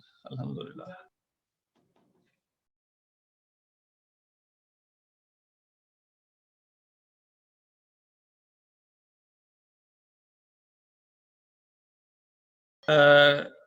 Alhamdulillah, we are in the last section again, and most important session, in the sense that we will be discussing how Islamic banks and financial institutions, not only banks, both, will be moving to, or could be adopting social finance for benefit of human society. So first of all, I would introduce my honorable panelists or discussants. First, Dr. Qasim, he was earlier in a session, and again I introduce him very briefly. He is basically Sharia board member, Dubai Islamic Bank, and in many other banks. He had been with the Sharia Advisory Committee or Sharia Board of the State Bank as well, and he has much experience of basically advising on structuring of the Islamic products as well. Then Mufti Muhammad Najib Khan. Mufti Najib Khan is a reputed expert in field of Islamic finance. He holds the degree of specialization in Takhassus from Jamia Darul Karachi. He is serving Sharia Board of Summit Bank, UBL Islamic Fund, and Pak Oman Islamic Fund. Additionally, he has been a member of the various Supervisory Advisory Board, SCCP, SPP, Government of Sindh, ICAP, and others. As an academic and trainer, he has professional affiliation with NIBAF. NIBAF, that is the training arm of the State Bank, Islam Development Bank Jeddah, IBA, LUM, University of Karachi, Halal Committee of OIC, and is also serving as the principal of Hira Foundation School, that is in Darul Uloom. He is also a member of the advisory board of the for designing Islamic school curriculums, Ummah Relief International, USA. So, from his large, what we'll say, experience and knowledge. Then banker, Ahmed Ali Siddiqui, our brother, he is SCVP in Mizan Bank. He has over 16 years of Islamic banking experience. He is a director in IBA. He is also a director in IBA SIF, Senior Executive Vice President and Head of Product Development and Sharia Compliance at Mizan Bank, and Secretary to its Sharia Supervisory Board. He is Chairman of the Standing Committee on Islamic Finance of FPCCI, member of ICAB Committee for Islamic Accounting, and others, I think. He is also faculty member at IBA Karachi and head of faculty of International Institute of Islamic Banking. Then brother Kashif Nisar,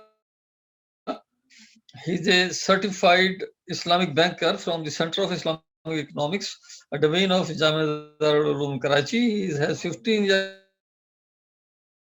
of experience, and the facilities are in Sharia structuring, Sharia compliance, product development, Sharia advisory, Islamic banking, Bank Islamic Pakistan. Then my friend Muhammad Junaid Yunus Ghori, earlier he was with the MCB, then in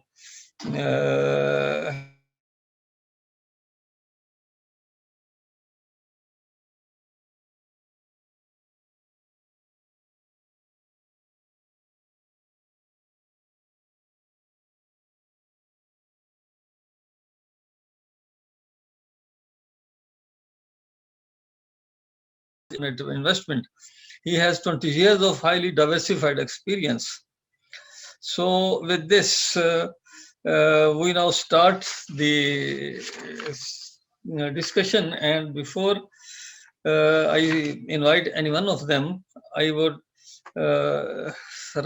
like to read the main areas, main questions, and other areas our respectable panelists may like to have their own discussion also.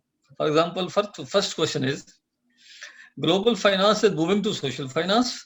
What Islamic banking institutions are thinking, and United Nations SDGs that also emphasize social finance. This is basically in the backdrop of the things that the SDGs, the 17 goal, out of them 7 or 8 are directly linked with Islamic finance. So this is the major question and only so far the BNM has gone ahead to this direction, and I think no one else. And then the next question is how Waqf institution can be used by Islamic banks for moving and cottage industry. While considering VBI, value-based intermediation, and social finance, how entrepreneurial activities can be supported by providing finance at low rate and relaxed policy? What about the venture capital scope in Pakistan? It also involves what Islamic banks should do to fulfill corporate social responsibility, we generally say CSR, and to serve the underprivileged community. So these are the 4 questions, and other areas our respectable panelists may like to have their own if they wish. But first of all, I will invite Brother Mufti Muhammad Najib Khan to what could Islamic banks or particularly Islamic banks and other institutions should do so that they could move to social finance, the area where conventional institutions have moved, but not Islamic. So how we could go ahead? So please, Mufti Najib Khan. Bismillahirrahmanirrahim. Nahmaduhu wa nusalli ala rasulihil kareem. Jazakumullah, Brother Yusuf, and the meeting, this whole conference, and valuable comments made by the audiences also, and very given from some scholars. And really, this is a time because, in my view, I normally personally think, like, for example, globally I cannot, but especially in Pakistan, I can say that we are entering in a 4th generation of Islamic finance. Like, our first generation was from 1979 until 1988, 89, and then the second generation started from 99 till 2008, 2010, and then 2010, 2020, it was the 3rd generation. 21 is a 4th generation of Islamic banking. It has its own challenges. Maturity developed, but still we are facing some challenges. But maturity demands something, and one of the demand is this social concept of Islamic finance, which creates sometime challenges also, and also sometime lack of understanding. Due to lack of understanding, sometimes misconceptions also. I firmly believe that now, alhamdulillah, Islamic finance in a position where they can serve social finance and but the challenge which I'm facing, commercial aspect merging with the social aspect. This is always a challenge. We cannot serve from commercial bank. Commercial bank is his own setup, it is own requirements. If we really want to go, and we should go in this area, so my humble opinion, and always, and we have done some research also. Punjab University have done some research. I supervise some research, that what we should do, that all Islamic banks together, they should make some Waqf-based company which work for agri-finance, especially for agriculture development, social agri-based Waqf, which serve the farmers in terms of their capacity and to finance on low rates, and also especially to develop their capacity in agriculture also, and in their personal level also, and also some investments or their capital investment, human capital investments also. This Waqf can work together, but it has to be a separate, not a bank. I'm not saying a bank. Yes, the banks should be the trustees of that Waqf, and this Waqf can support this agri-based thing, because Pakistan have a lot of agriculture aspect is there. we don't have a much share in our halal food business, billion-dollar market. We don't have a share in our, like the other countries, non-Muslim countries, a much higher share. We can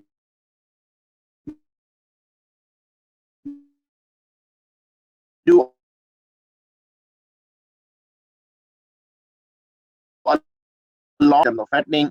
We can do a lot, but due to we have not focused on it. So that on regulatory aspect, we should really seriously, we should work regulatory framework of waqf. Right now in Pakistan, we don't have a proper regulatory structure of waqf. You see, in the last 1400 years, if the only social thing like social help or social welfare, all these things made from what you can different types of waqf, we will see. But in Pakistan, because waqf is more focused on specific areas of mosque, masajid, and like for example, especially shrines, different madarat and all these ones. Due to this thing, the concept of waqf become a very small, and people are not thinking out of the box the different types of waqf. On commercial aspect, the only one waqf on regulatory aspect developed, and that was the takaful side of the waqf. Otherwise, if you will see in between, we don't have a waqf structures, and we really want it. That's why in Pakistan, the most big family businesses, which they want to work in corporate social responsibilities, they want to perform on long-term basis, but due to unavailability of waqf, they are unable to maintain a family waqf. So we need a family waqf structure under a regulatory framework. Like for example, we have here ICIB. ICIB can make, for example, we have a section 42. There are slight changes, we can make a corporate waqf. Now this is the choice of the people. If they want to come in this waqf, they will come in this waqf. But otherwise, if without making waqfs, we cannot do things. And for Islamic banks, yes, they do have two type of things. Like for example, they do have their charity funds, and they do have their corporate social responsibility. But my personal view is they should have a separate waqf where they donate all these things, and those waqfs made according to their, they decide their beneficiaries, they decide their terms and conditions, and they work independently. Whether they want to work in agriculture finance, or they want to work for elevation of poverty and things. Because through these waqfs, we can catch a sort of zakat also, because people normally in Pakistan, research being done, that people rely on trustworthy institutions.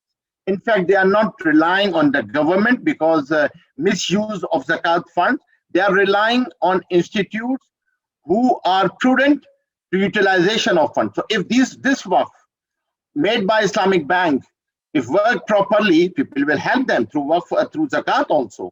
And they can donate initial waqf seed money, and then they can work on it. So my personal thing is that we really read right now that integration, sort of integration of a commercial aspect and the social aspect. This is one area. The second area where we want to work is a separate company, waqf-based company, who work where shareholders are all Islamic banks, and they work on agriculture area, and especially remove this third-party broker, which we called Aarti, who is the major finance of agriculture economy right now. More than 85% farmers are taking loan from Aarti, third person. They are not going to financial institutions. They are going to Aarti. So if we want to remove Aarti and we want to bring that waqf, we need a firm structure. Because Aarti is not working human development. Aarti is not working capacity development. Aarti is not, he is just financing. So we can work more properly, more efficiently, more broadly, with a more good expert. So I think so this is the area where we should work. The third area is that we should develop a proper regulatory structure, regulatory framework of the waqf.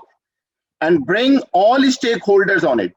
Because for this regulatory framework, we need academia should be on board, the Waqf curriculum, the books, it has to be integrated in the curriculum, because right now, Islamic finance, we are teaching Islamic finance in universities, alhamdulillah, especially in third generation, a lot of developed, but still Waqf is far behind. We are not doing much research on the Waqf, especially.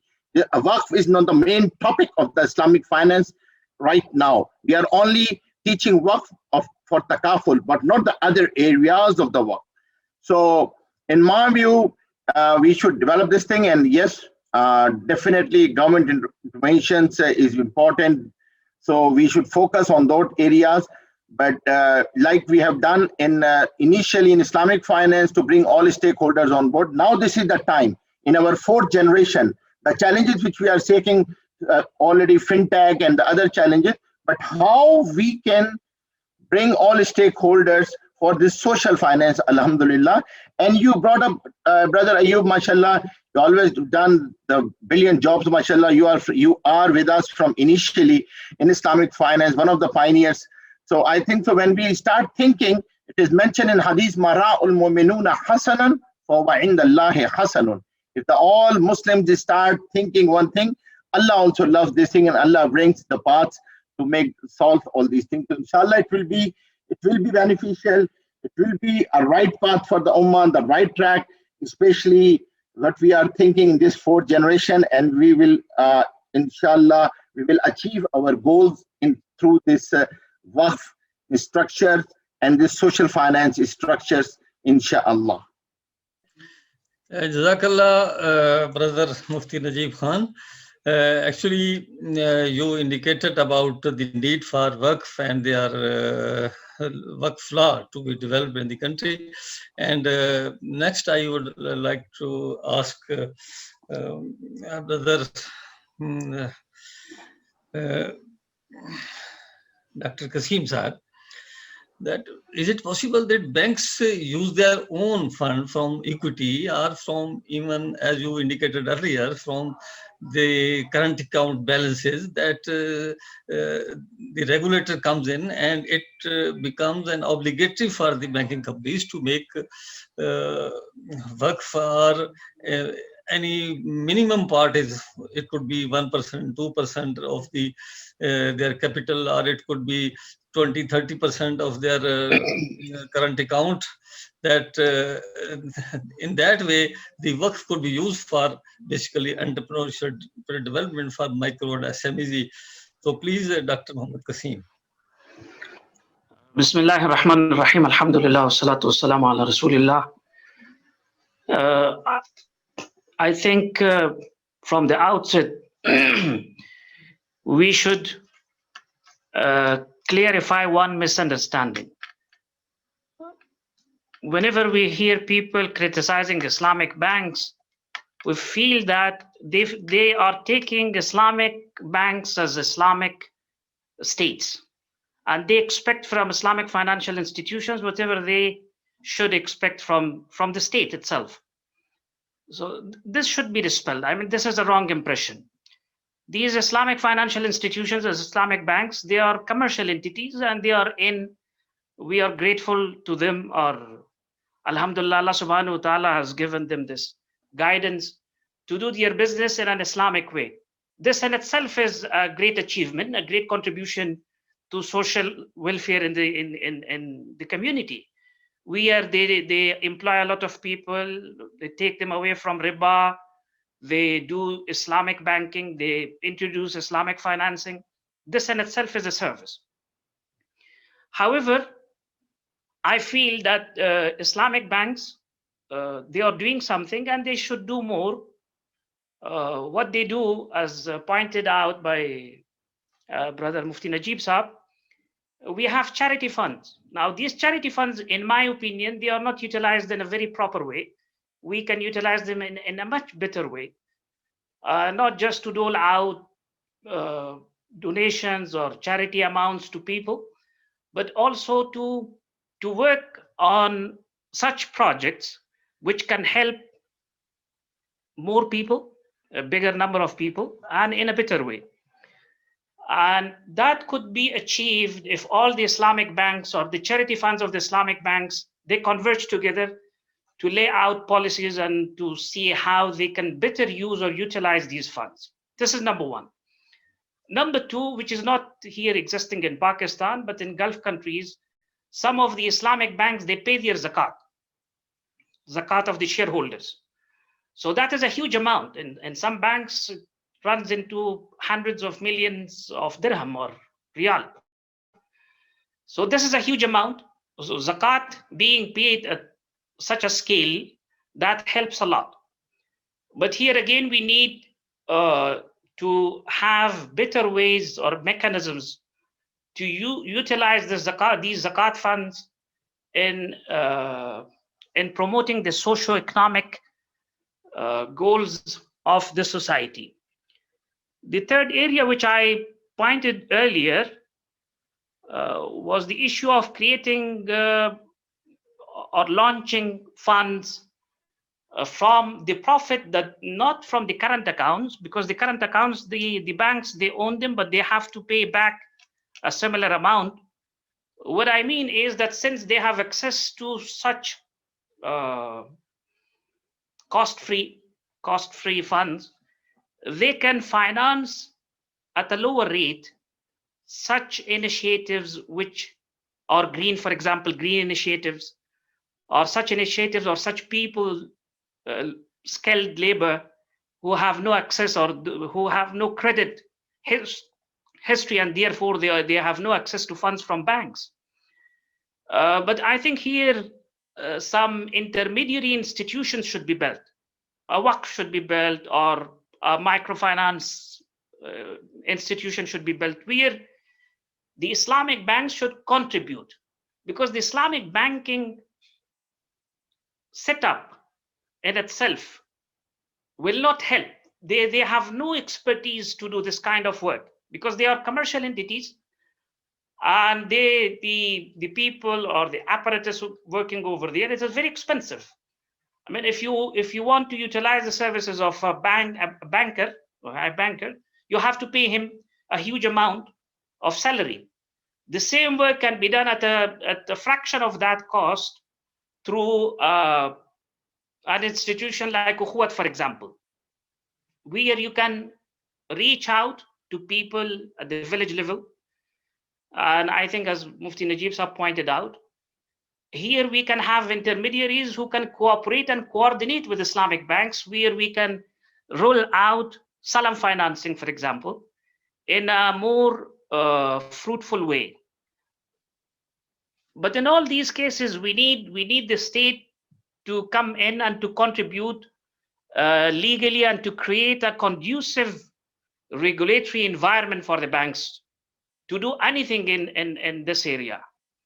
There are a lot of challenges, and all these challenges, if we look at them, it is because of the lack of a proper legal and regulatory and financial environment. So many banks, even if they want to do something, they cannot, because of the regulatory requirements, and because, you see, it is not something that has been made clear to them from day one.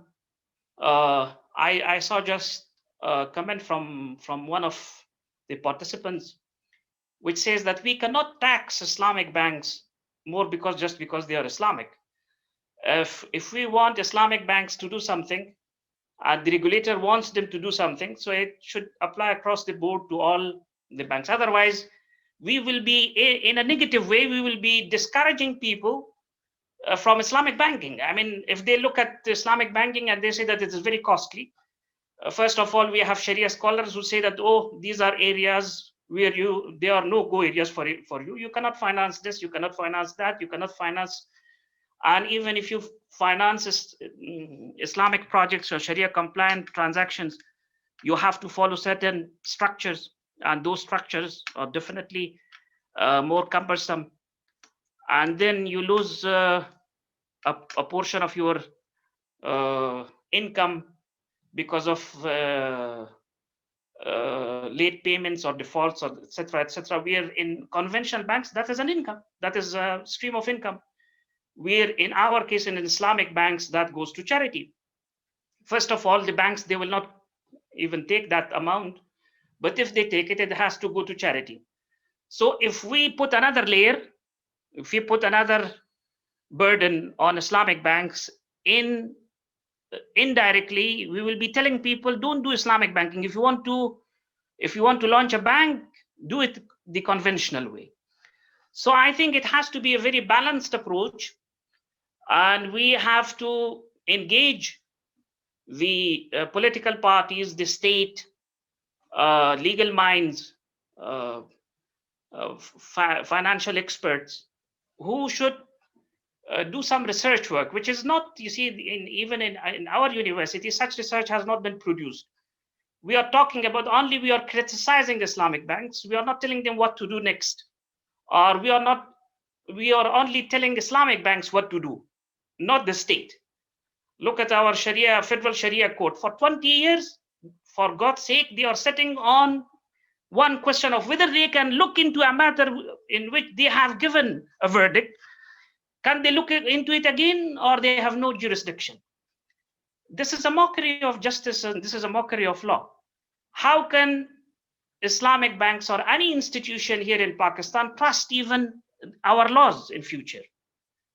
If we sit on something for 20 years and we don't know whether we have a jurisdiction or not, so I think it shows lack of political will, and it shows that we don't want, I mean, we are just using the name of Islamic banking and Islamic finance just to say that we are also on the bandwagon, but we are not sincere with it. So this has to be, this is primarily, this is the duty of the state to promote socio-economic stability, social welfare, and to bridge the gaps, to help the downtrodden. Yes, Islamic businessmen, Islamic financial institutions, they also have a duty, but that duty is limited to their capacity. We can't ask them to do what we should ask a state or a government to do.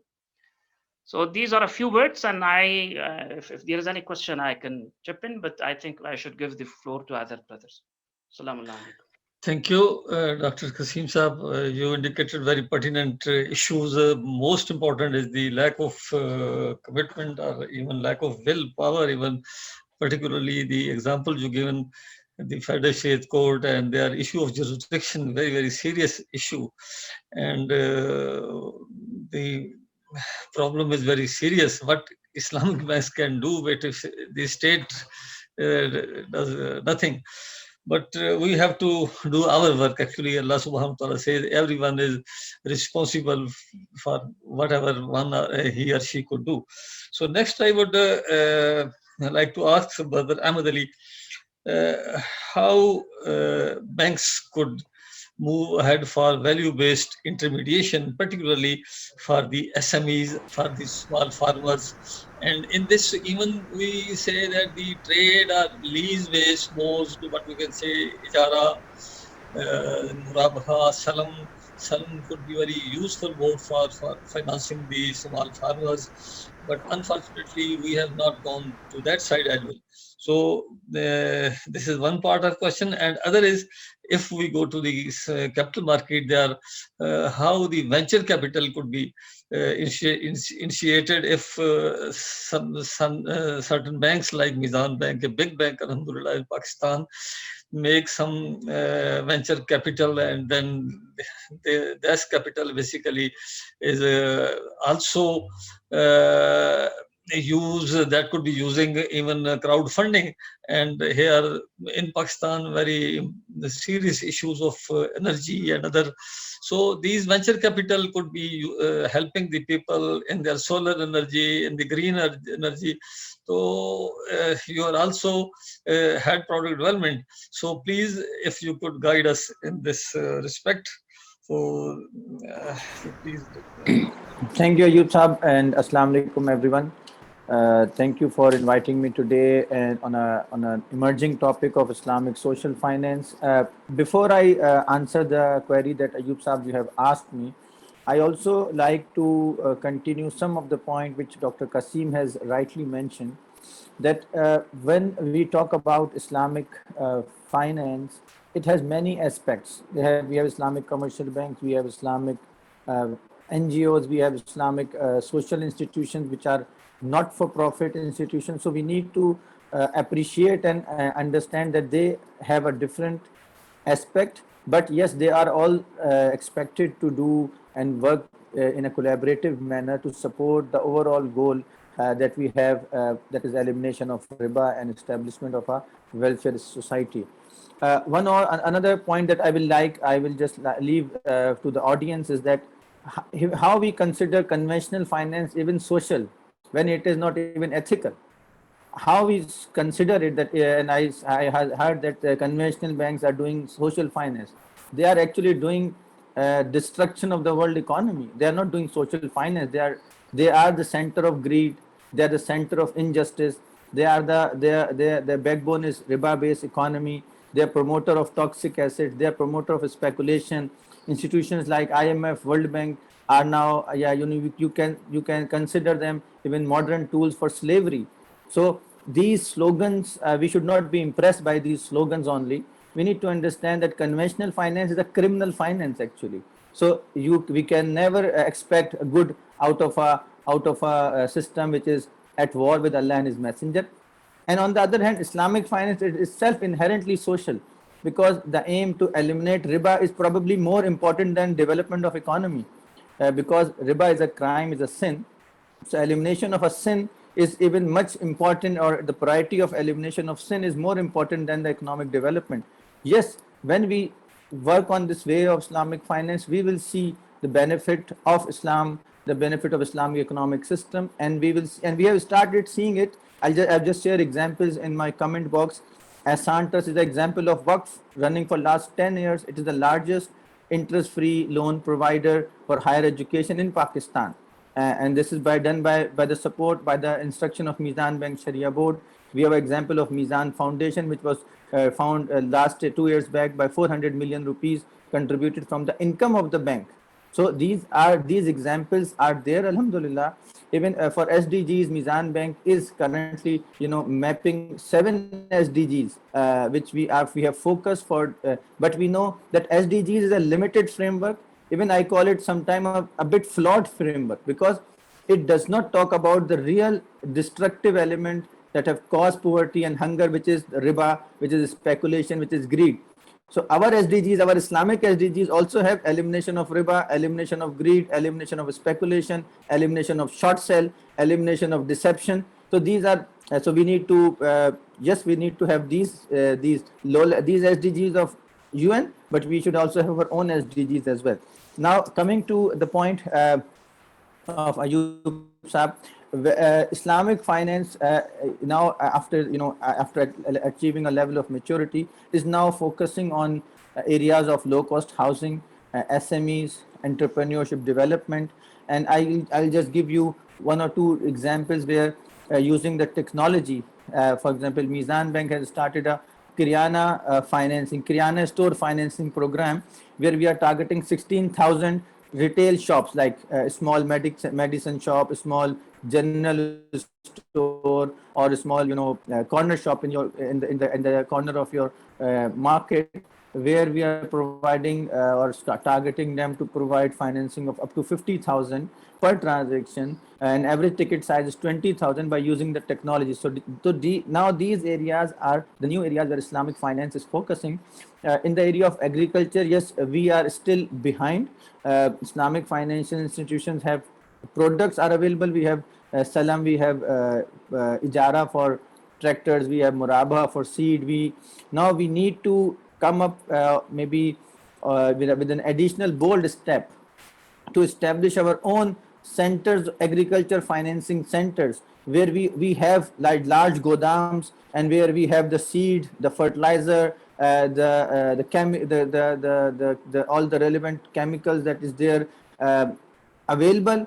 And just like a shop, we sell it to the farmer at a very attractive rate and eliminating the arti. But we have some regulatory hurdles. We have requested State Bank to allow establishment of warehouses to Islamic banks, allow trading for any proprietary trading to Islamic banks, so we can go in the market and we can break the system of arti which is exploiting the agriculture sector. So at least we have started thinking on it, and we need support and we need further practical enabling tools to do this. But one of the good news is that because of the technology, we have reached some farmers in far-flung areas. We have reached distributors in far-flung areas where we were not able to do financing or provide financial intermediation in a Sharia compliant manner previously. Entrepreneurship is one of the area where now Islamic banks should look into, and Mizan Bank is also looking into this area. We are working with Akhuwat for providing small entrepreneur SME loans or SME financing actually for small businessmen. We are also working with this Kamyab Naujawan scheme of the government of Pakistan. So we have developed some products where the young graduate or the young person who has no job or who has no alternative mechanism can become employed by maybe by purchasing a van, or by purchasing a rickshaw, or by purchasing a by starting a new business. And then the next area that we have outlined for ourselves is to develop entrepreneurship through some sort of entrepreneurship related trainings, through some sort of business idea competitions, and working and offering some pilot projects to the entrepreneurs where we are willing to put some equity in the business. So for example, I was last 2-3 months back, I was shortlisting some ideas where students were pitching their ideas to me for equity investment in their small businesses. So one person has come up with the idea to open a chai shop. One person has come up with the idea to start an online training company, and so on. So these are the small steps which we need to think. And there is a challenge on two sides. Some of the Islamic bankers need to understand they are not just money, not a traditional bank. They are a trading company, they are an investment company, they are an investment house, and they need to think and act like an investor and trader. And secondly, the challenge is also coming from the academia. When we hire the top graduates from the top business schools, they generally have the idea of finance coming from the financial space, the conventional space, that they know, yes, we know derivatives, we know options, we know interest-based calculation. But when we ask them, do you know the role of social finance? Do you know the role of responsible banking? Do you know SDGs? Do you know how Islam has done, Islamic economic system has done better in the past? So the answer comes to sir, okay, sir, hame to padhaya nahi gaya. We don't know these things. Can you tell us? Can you guide us? So we need the right people, the right mindset who can come into the bank financial sector, whether it's Islamic bank or there are other Islamic financial institutions where they have the ideological understanding of the superiority of Islam and superiority of Islamic economic system and Islamic financial system. If we think our system is superior, it's ideal, it is better for this world, then obviously we will contribute and we will try and we will experiment. And if we are made a slave of the conventional financial system, that your purpose is maximization of wealth, get a good job, sell something by right advertisement or unethical advertisement, it doesn't matter you earn halal or haram. If we are teaching these to our students, then this unfortunately a wrong word, but garbage in and garbage out can cause a serious problem for the system. So we need to work on all of the holistic areas. Yes, entrepreneurship, SME, agriculture is the new area, and the technology is enabling us to reach those. Even Islamic banks are now trying to reach those areas where we were not able to do. The second route is partnership. Like we have done partnership with Akhuwat for low cost housing. Now we are financing small small 60-yard houses, कच्ची झोपड़ी जिसको 3 लाख रुपए चाहिए. For 300,000 up to 300,000 we are doing it in registered कच्ची आबादीज. We have also trying to do a small entrepreneur financing transactions. We have started to do financing for Kriana stores for up to 20,000, 25,000. So the technology has enabled us. We need to build partnerships, and we need to have the faith in the Islamic financial system that it is the right system, and the conventional system is a criminal system. So unless we consider it as a taboo, as a crime to do conventional, we will not have the passion to eliminate the crime of riba, the crime of speculation, the crime of short selling, the crime of interest-based borrowing from our society. So this is a few words from my side, and thank you. Over to Ayub sir. Thank you, Brother Ahmed Ali. Very important point raised that education in our business school is also needs basically many reforms. And I think whatever we teach our students is the maximization of profit and marketing of all these things. This is not actually the proper way to to prepare for the social finance. Of course, whatever we are doing, we have to go ahead with the word at least. Basically, what is going to social finance. So next, I would like to ask Brother Kashif Nisar that as Brother Ahmed said, what we can say is the people who come out from the university, they are not able to develop such products that are really Sharia compliant and that are basically really innovative. But sometimes the researchers present something. For example, I am continually making humble efforts for last 20 years, 30 years. And about 2 years back, I wrote an editorial how the banks could benefit from the institution of Waqf for social finance, and how the Waqf could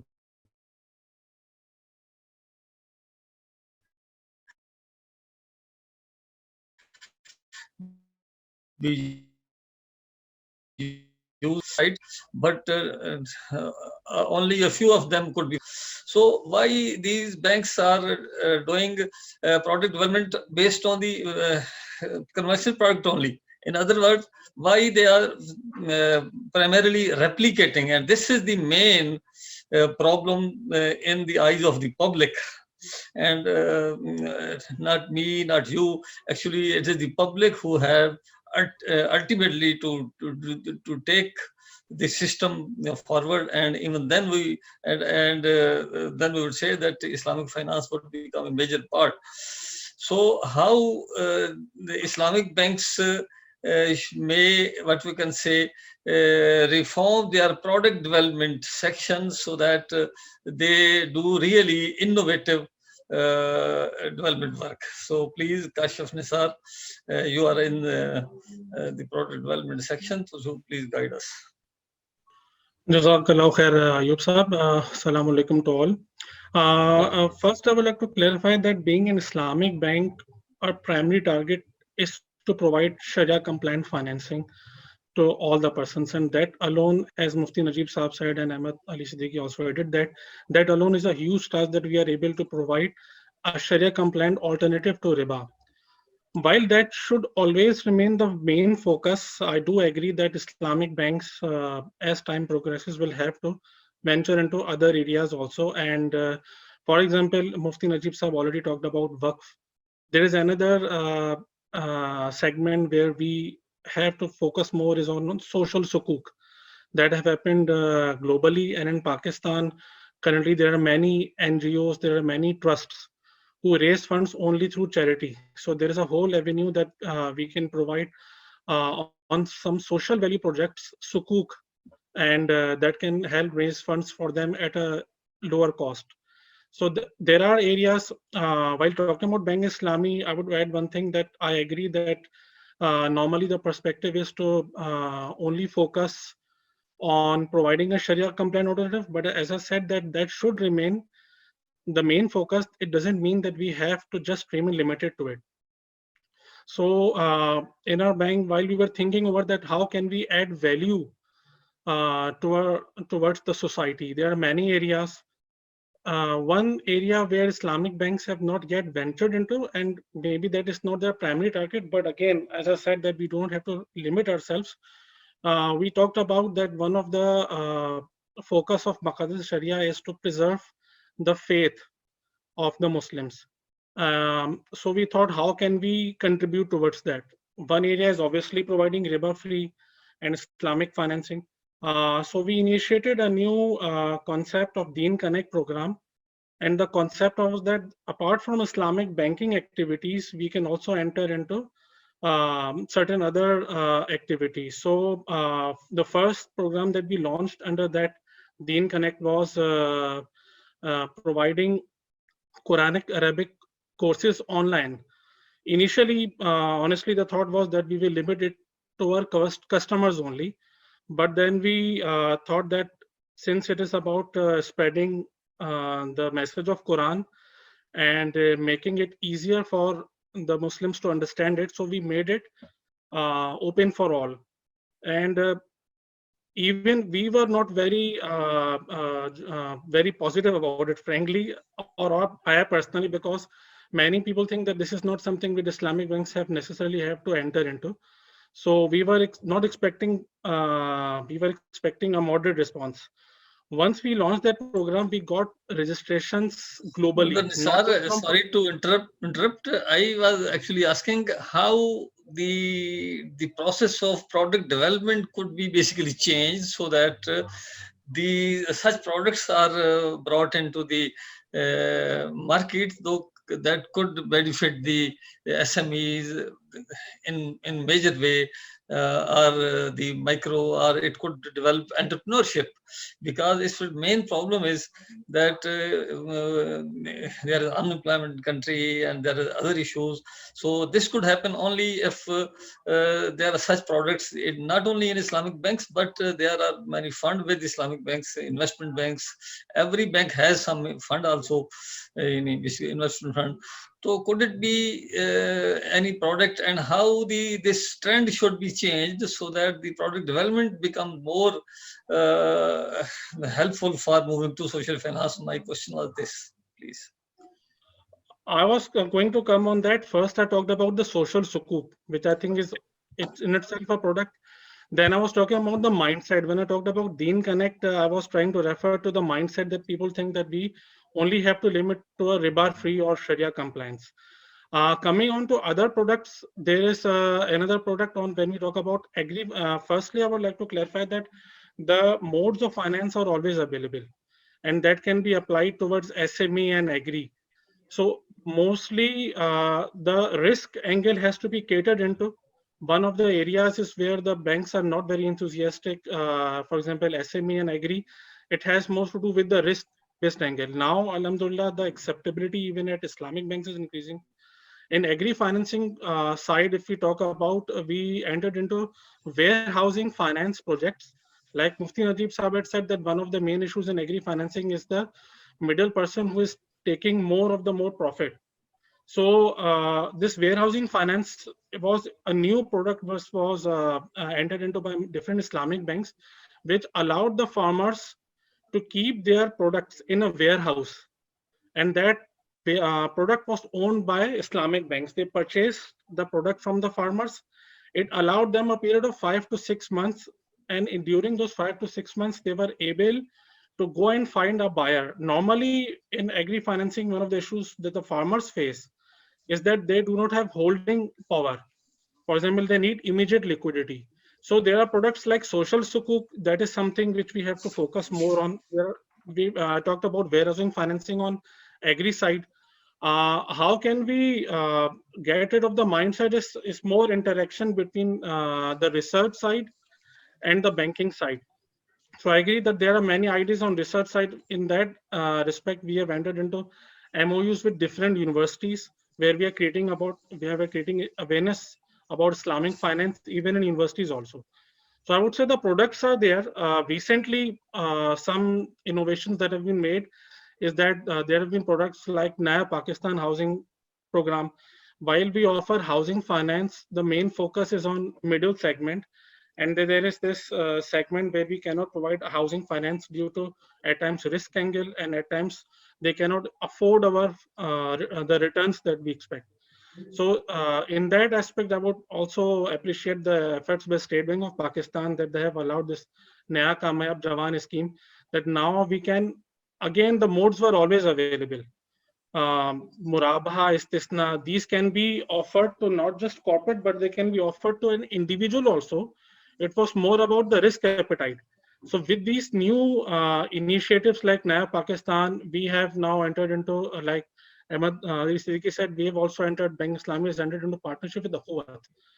And again, we are also in talks with certain Islamic microfinance institutions, because the limitations that we do not have a product limitations, but we more have a access limitation, that it is hard to go and find credible customers in lower segment. That is easy when we enter into partnerships with institutions like Ahuat or an Islamic microfinance institution. We can provide the funds and we have the products also. But again, the risk factor, controlling the risk factor, the recovery, the operational cost is something that limits Islamic banks. The solution is entering into partnerships with Islamic microfinance institution. You can enter into micro area. With Ahuat, we have started providing tractor financing under Kamyab Jawan scheme that provides tractors to small farmers. So I would conclude by saying that the products are there. It's just that the risk appetite of the Islamic bankers have to increase, the focus have to increase, and we can enter. And similarly, as I said, social sukuk, sukuk are being exercised morely for commercial projects. And that is something which we need to do. But again, on the social value projects also, we can use these sukuk. That is it. One more. Thank you, Brother Kashif Nisar. Now, I will ask Brother Junaz Yunus Gori. He has basically experience of conventional banking, then Islamic banking, and then Islamic capital market. He has played much role during the last couple of years in developing regulation for Islamic capital market in the country. And then currently he is serving the ZTBL. So the question is how Islamic banks can fulfill their CSR, corporate social responsibility. Basically, this is not only an Islamic agenda. Islamic agenda in the sense Islamic stands for justice and equity and fair treatment with all stakeholders. So stakeholder approach is now basically part of the SDGs. So how Islamic banks can do that, or even not only Islamic banks, but also Islamic finance institutions. So the main the SDG is there should be no one behind, everyone should have be fulfilling or what we say, the basic needs should be fulfilled for everyone.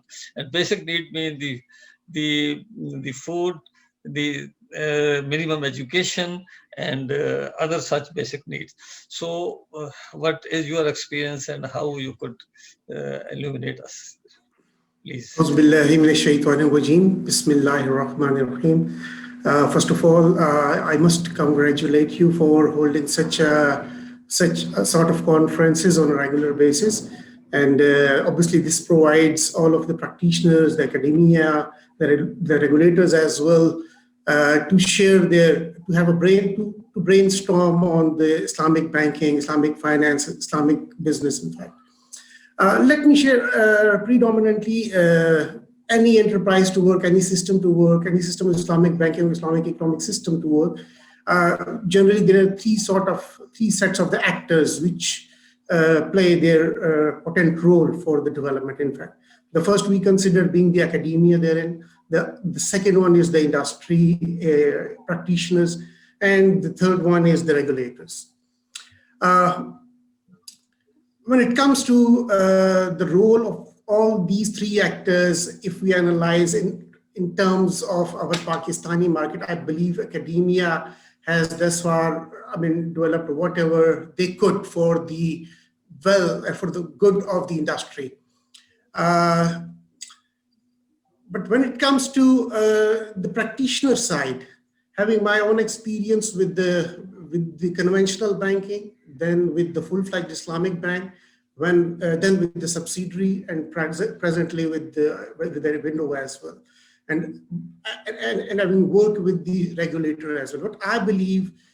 What I can foresee, I mean, having my experience with say 25 years by now, I see that these at the moment of across the years, what I witness is a weakness of predominantly the practitioner side of the things.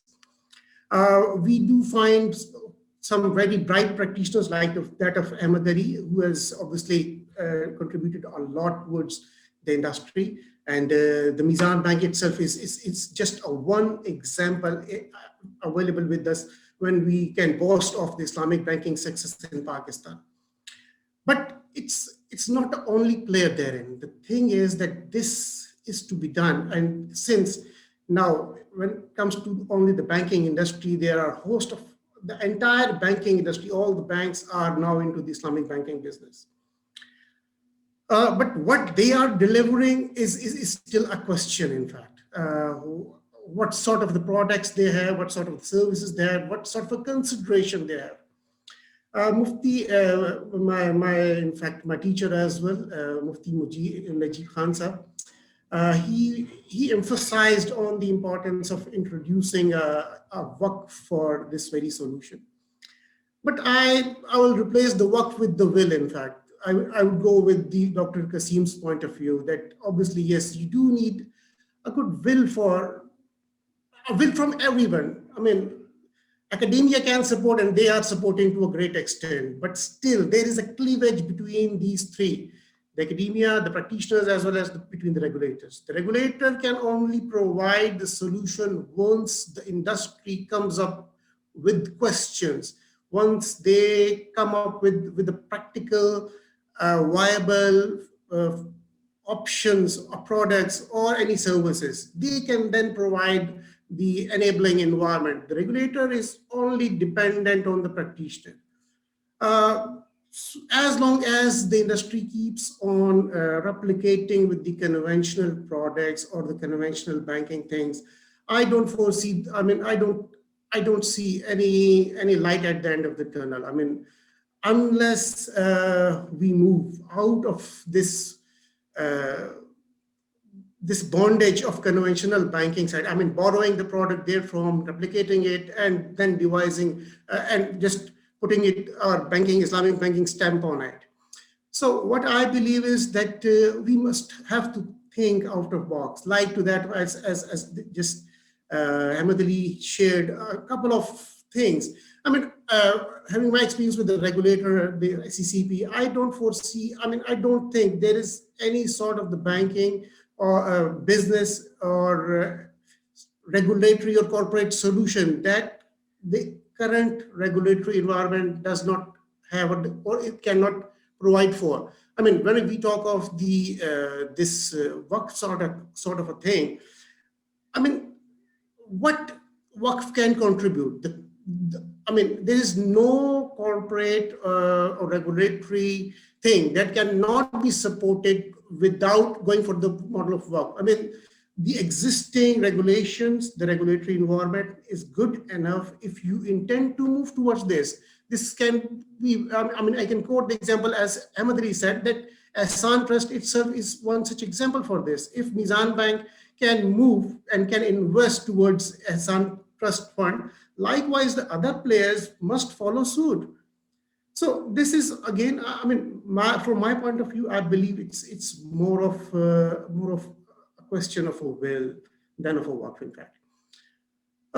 When it comes to these, the topic, suppose the social financing, let me share the earlier in the morning, Dr. Anis also highlighted the same very fact, and Ahmed Ali also shared in his own deliberation hearing.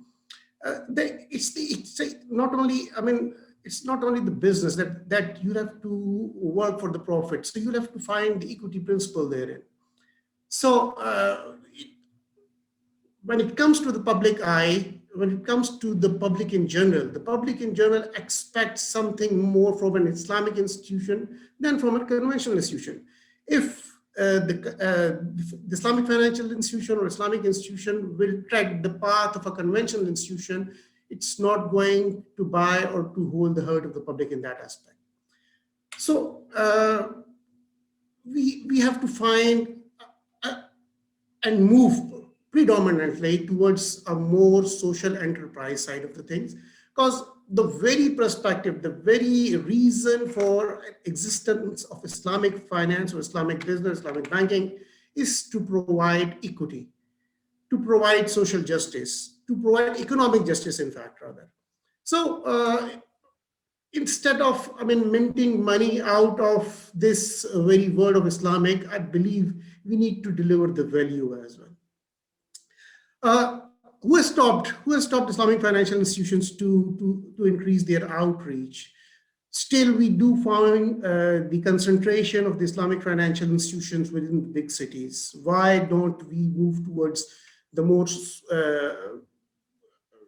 rural areas or to far-flung areas? We have example of ZTBL, the Zarait Rakyati Bank. It has, branches in the far-flung areas of the country. It has branches in Balochistan. It has its presence in the Gilgit-Baltistan as well, in the far towards the Kashmir side. Keeping with the fact this enterprise was established with a social perspective to add value to the agriculture.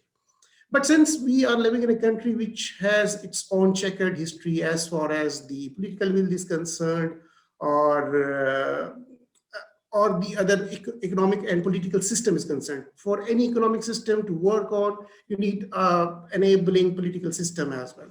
So we have a checkered history in that aspect as well. But nevertheless, having this example from the ZTBL, which has its presence in those areas where you cannot go by the road, in fact. So no one has, the real thing is the Islamic financial institution must take a step further. I can assure that even going to that extent, they will be deriving a more value for money for investing in those areas, because they'll be deriving a larger pie, in fact, of the journal overall business, in fact, as well. And the agri-finance and agri-business, obviously, it's the mainstay of this country and of the economy as well. So I believe there's great potential in the agri-finance for Islamic banking, Islamic financing. For the social financing, obviously, it's a necessary, it's an inevitable necessity to go for. There's no other solution but Islamic for it. And likewise, as you talk of the venture capital side, I have my own experience. I had my research on venture capital as well during my time in Australia while I was doing my master in finance and investment banking therefrom. The venture capital is a successful enterprise the world over. It's been replicated. It's been the industry did try to replicate it some way here in Pakistan, but unfortunately, no one moved forward towards this, and because this makes take more than normal risk for this. But in a country, in an economy where you can have, where you can just make good money out of speculation, out of just real estate investments, out of speculative investments, and you have been provided with the regular immunity from the taxation system as well. So the thing is, it will discourage the genuine investors, the genuine capitalists to take part in the real sectors of the economy. So, it's not only the one factor, there are a host of factors that ultimately lead towards the overall economy and towards the overall financial system. But what I would like to urge for the Islamic banking, Islamic financial system is to take a step further, to realize their very responsibility towards this social and economic enterprise. So with these words, I would like to end. as far as, once again, I would say that it would again, I don't think that there will be any, a Waqf can offer anything more in terms of the corporate or regulatory landscape, what the existing legal or regulatory framework cannot. So I would again say that it's going to be, it happens to be the problem with the will then of a Waqf. So thank you very much from my side. And thank you, Brother Yunus Junaid Ghori. So basically now time is no more. So I would request Dr. Muhammad Qasim Saab to conclude the session, but without concluding, before concluding, there is very general question here. Also we have one question is, I think the house building loan announced by government through Islamic as well as commercial banks is also interest. So what is this question? And basically people say that whatever or wherever the fixity, that is interest. I think this is misconception. And in addition to that fixity, there could be other problem that that it would make interest. So I would request Dr. Qasim Saab to first answer this question and then conclude the session, please. Assalamu alaikum wa rahmatullahi wa barakatuh. As far as this question is concerned, I think you have answered it, that this is misplaced, a misconception. And I believe that people should not become doctors and Sharia scholars if they are not qualified. This is very unfortunate here in Pakistan. We talk about those things that we don't know. So if Sharia scholars have pronounced something as halal, Sharia compliant, we should agree with that. So I think we keep that as at that without going into details. This is an issue here in Pakistan, I think, because some Sharia scholars they have questioned the credibility or Islamicity of Islamic banking. We have to dispel this impression. We have to work, and the State Bank of Pakistan had started a project. I think that nowadays that project is kind of dormant. We need to educate people, no doubt about it. But the real answer is that if Sharia scholars, if known Sharia scholars, credible Sharia scholars, they have pronounced these structures as Sharia compliant, we should accept it. This question takes us to the issue of product similarities, or the similarities of our products replicating the products of conventional banks, the issue that your good self raised, and how we can, and I think that is a very important area, how we can try to detach ourselves from conventional banking, and how we can try to launch fully Sharia compliant in letter and spirit products that they are totally different and they can win the hearts and minds of people. I think it is very difficult for us to do this now because we have a parallel system. As long as this parallel system is going on, we will not be able to achieve this goal. If the Constitution of Pakistan has to be complied with, the conventional system has to be dismantled within 2 to 3 years.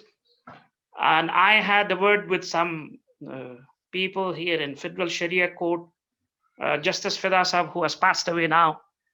I talked to him, I talked to earlier Chief Justice of Federal Sharia Court, and I explained to them that this is possible. If there is a political will, this is possible to achieve within 2 to 3 years. But that political will is not there, that legal and regulatory environment is not there. So it would be very difficult for us to achieve that goal. But we have to strive for it. And it was good news for me that Brother Ahmad Ali is working on this issue, that we Islamic banks, we should promote Islamic banks as trade and investment houses. Once we are allowed to have our own inventories, once we are allowed to work in the field directly with and eliminate all these intermediaries, despite the fact that Islamic banks are also intermediaries, but we are an intermediary which protects the interest of the real laborer, the real worker, and we should aim to achieve that goal. In Islam, Sheikh Mufti Najib Sahab is, I think, with us. لا يبع حاضر لباد لا تتلقى الركبان, and in Hanafi fiqh, this is makruh. It is makruh. These intermediaries, as a matter of fact, and makruh, when we say makruh, it is makruh tahrimi, which means that they are making things expensive for people without anything. They are just like people who have like highway robbers. They are sitting on the way. They do not allow people, to the growers, the producers, to go directly to the consumers. They stop them in 3, 4, 5 different places, and they force them to sell their produce to those people who market them, and then they make their own profit. So if this is happening, if Islamic banks can converge together to force, maybe the word force is a bit harsh, to convince the regulators and the government to change this legal and regulatory environment and make it conducive for Islamic banking, then we would be, as a matter of fact, in our rights to expect more from Islamic banks. We have done Islamic banks. We have to be grateful to Islamic banks, to these shareholders who have launched Islamic banks. This in itself is a service, as pointed out by all the worthy panelists, to remove riba and to make people understand that there is an Islamic paradigm of economic and financial activities and contracts, and also to highlight the differences between Islamic banking and conventional banking. I think a lot of people, those who work with Islamic banks, they understand that. We in Sharia boards and Sharia compliance departments, we most of the time, we are against these, our businesses. We protect the rights of the depositors because we have to be Sharia compliant. We have to implement the law of Allah. And Allah subhanahu wa ta'ala does not discriminate against anyone.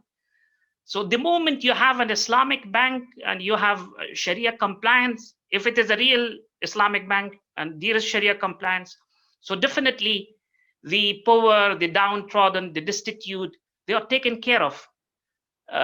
In addition, we have charity funds, we have zakat, and I think we should work. And I urge all these brothers, Brother Najib, Brother Ahmad Ali, that we here in Pakistan, we should work on zakat. Where we pay zakat of these banks, we ask them, and inshallah, the barakah, the blessing part of it, although these Islamic financial institutions may feel to be a bit under stress from an income point of view compared to conventional banks, but barakah is something different. Allah subhanahu wa ta'ala will bless them if they pay zakat at that level. So I concluded that, and I hope that these very good ideas which were here today and shared with our brothers, that Rifa, as usual, will put them together, and inshallah in our next issue of the journal, we will find some very good recommendations based on these discussions.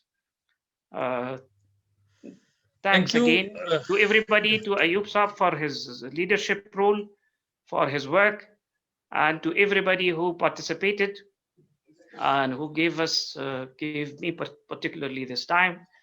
Jazakumullahu khaira wa ahsanallahu ilaykum. Jazakallah, Brother Dr. Qasim, for your kind words. And with this, our today's conference come to an end. And before this, along with these basically conference activity, my colleagues, they prepared the even communique. We will be giving detailed report in our journal, but a brief communique, brief recommendation are there, and I would like to read these communique in next 5 to 10 minutes. So please, if you allow me. So the 5th International Conference of Islamic Business held virtually today, the 27th February 2021, successfully, Alhamdulillah. As the tradition of Rifa Center of Islamic Business for earlier conference, we had selected the lately emerging and most recent area as theme of the conference, moving to social and ethical and responsible finance. The world economy, global finance, economies, and the public in both developed and developing world have been facing one of the most serious challenges of human history, particularly since the global financial crisis 2008. Since 1980s, conventional finance increasingly adopted financialization, focusing primarily on maximization of returns on money and financial capital. It transferred national resources to the financial sector, operating based on the interest and trading in absolute risk that we may call gharar in Islamic law. Terminology at the cost of producers of the goods and services for human use. In the backdrop of failure of the MDGs, Millennium Development Goals of the UN now moved to 2030 agenda in the form of 17 SDGs. The 17 SDGs, basically, in addition to these SDGs, there are 169 specific targets. They encompass the social, economic, and environmental dimensions of development. Islamic economy is a moral economy, and its value-based discipline with specific laws on property rights and commercial and non-commercial exchange provides a solid footing for social inclusion and sustainable growth. As such, SDGs agenda for human dignity and to leave no one behind. Basically, this is the most important for us, to leave no one behind is certainly in line with the principle and objectives of development from Islamic perspective. In this perspective, Rifa Inter-University pays high gratitude to the most renowned Islamic economists, financial experts, researchers, and jurists from prestigious institutions around the world who accepted our invitation and made keynote addresses on the need for and potential of moving to social finance by Islamic banking and financial institutions. They included Mr. Umar Mustafa Ansari, Secretary General IOFI, Dr. Zamir Iqbal, Vice President of IDB Jeddah, Dr. Muhammad Akram Laldeen, ED of ISRA Malaysia, Chairperson, Economic University of New Orleans, Professor Dr. Kabir Hassan, Director, Durham Center of Islamic Economics and Finance, Professor Dr. Mehmet Asute, Professor Dr. Victor Sensue, then Professor Dr. Tosif Azad, Professor Dr. Adil Saria, and Dr. Aisha Muriza from NCF, Dr. Dawood Ashraf, and Dr. Salman Sayyid Ali from IDB Jeddah. Then Mr. Mughis Shaukat from Central Bank of Oman. And in addition to that, many professors and Islamic finance jurists and practitioners from Pakistan also participated in the conference deliberations. They include Dr. Muhammad Qasim, Mufti Najib Sahab, Mr. Ahmad Ali, Mr. Junaid Ghori, Professor Dr. Arshad Hassan, Professor Dr. Abdul Rashid, Dr. Karimullah, Dr. Iram Sabah, and many others. We are grateful to all of them for sharing knowledge on emerging areas in global finance and potential for the IFIs moving to social and value-based system of finance in line with the principles of Islamic law of contracts. The conclusion that we may draw from the conference deliberations today may include: 1. The CSR and VBI are the post-GFC recipes introduced by the global financial institutions and global finance to generate positive and sustainable impact of financial intermediation to the economy, community, and environment. As the GFIs global institutions are turning to ethics and value-based business. There is a global alliance for banking values to make it transparent, supporting economic, social, and environmental sustainability. Islamic finance started emerging at the time when the concept like CSR, sustainable development, responsible and impact investment, and the value-based interpretation encompassing value-based banking, ethical and impact investing did not even exist. Islamic finance is a system that seeks fairness, equity, justice to all stakeholders, disclosure and transparency, compassion and cooperation, even with the competing parties. Islamic finance principles can enhance resilience in finance system and positively contribute for achieving SDGs, particularly for social and financial inclusion. Islamic finance promotes social and economic justice, risk and reward sharing, and shared prosperity. It is ethical finance in a real sense, strengthening the linkage of finance with real economic activity, thus increasing stability of finance system and supporting the pursuit of shared prosperity. We reiterate a robust Sharia governance regime to strengthen internal Sharia supervisory bodies of the banks through the respective national Sharia bodies and the regulators. Islamic finance industry has come of age now, and now it must move from the form to the substance of Sharia-based contracts. Money capital must be aligned with the social objectives for a broad-based sustainable development. All activities in Islamic finance would result in genuine economic transactions through trade, financing, lease, partnership, securitization, wide asset-backed investment instruments, equity take-ups, and fund management. In that way, it could directly contribute to stable economic growth and shared prosperity, also acclaimed by the SDGs related to 2030 agenda. Islamic finance is generally expected to move to responsible and ethical investing and financing. Many similarities and historical connections exist between VBI and SRI investing and Islamic finance. VBI focuses on entrepreneurship functions to support SMEs, micro business, financing projects of community welfare, self-governance for taking care of society's welfare and creating a ihsan culture and treating all stakeholders with ihsan and fairness. The ESG outlook aims at encouraging Islamic banks to reevaluate their connections with the real economy and to add risk and seize opportunities that Islamic finance would create for them.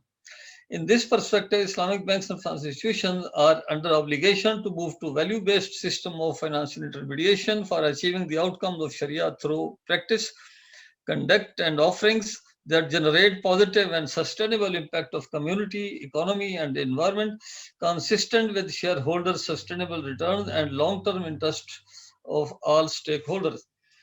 IBFIs may also explore the potential of fintech and blockchain, also in line with the UN SDGs, that could go a long way in enhancing financial and social inclusion.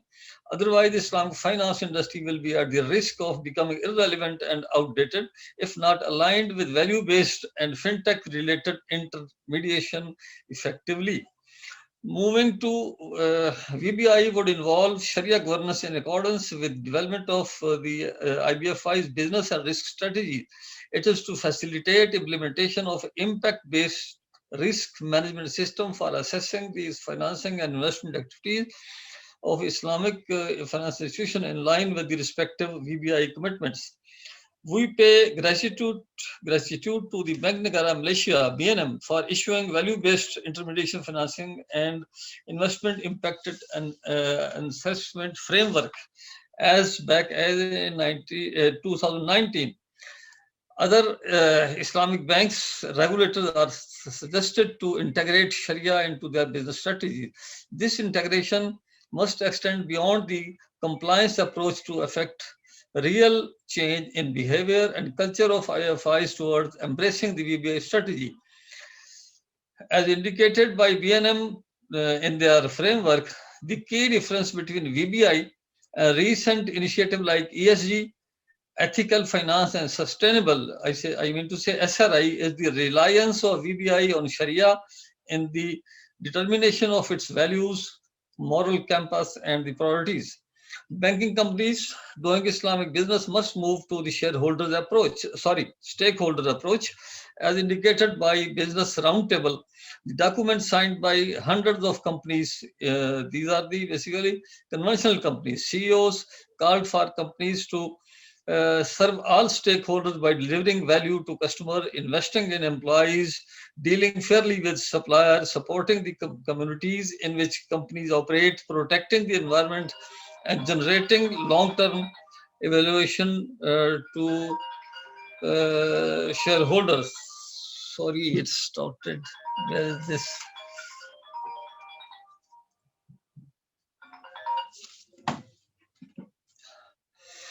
The common ways to move to social finance is moving to green finance, blue finance. Blue finance means taking care of environment, ethical finance, and the crowdfunding platform and other instruments. There has to be a collaboration with community at large for socially beneficial initiatives, and for this, the states and the governments must play their role for providing legal and operative infrastructure. Sharia boards of banks, other organs of Sharia governance, such as the Internal Sharia Audit, Sharia Compliance Function, and Audit and Governance Committee, and Central Sharia boards may provide proactive resolution and guidelines.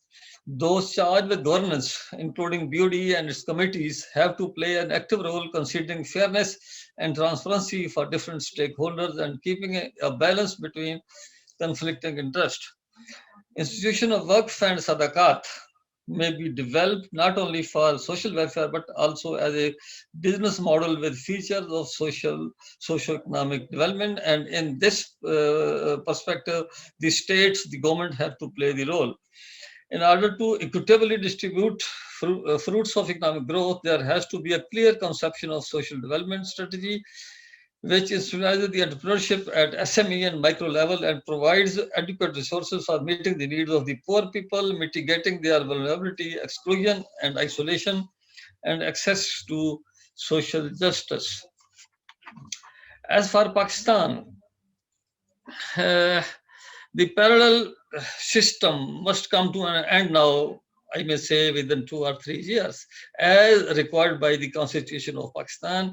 And for this, we urge the state institution that the case now being heard in the Federal State Court should come to an end, requiring the government and the state and the central bank to basically transform the whole economy. The ICIB 5 urges the Islamic finance institution as also the regulators to reconsider their approach to strengthen the link between finance and the real economy. It is pertinent not only to realize the higher objective of Sharia, but also to seize the opportunities that it creates for them. It would necessitate a comprehensive review of existing business environment by innovating new policies and systems that could further deliver the value proposition of Sharia.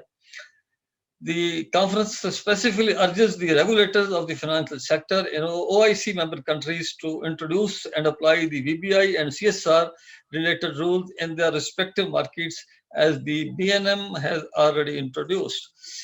The conference also appreciates the efforts of IOFI, Bahrain, IFSB, Malaysia for suggesting specific Sharia and corporate governance rules for the IBFIs. We suggest them to further strengthen CSR related guidelines for the IBFIs to deliver value to the customers, ensuring fair treatment with employees, suppliers, and other parties in contact, and supporting the communities in which they operate. The conference delegates appreciate the support and role of institutions, academicians, and professionals for holding the event. May Allah Almighty reward them with the best reward in this world and the hereafter. Ameen. Actually, this was the communique. And with this, the conference come to an end. And before and our Dean, Professor Dr. Khurram Shahzad, will say a note of thanks to the conference participants and the delegates. So, Dr. Khurram Shahzad, please. Is there?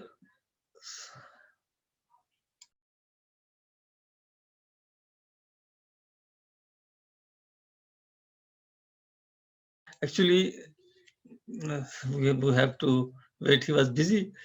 So we wait for a few moments. He's coming. Sorry. So in the meantime, we may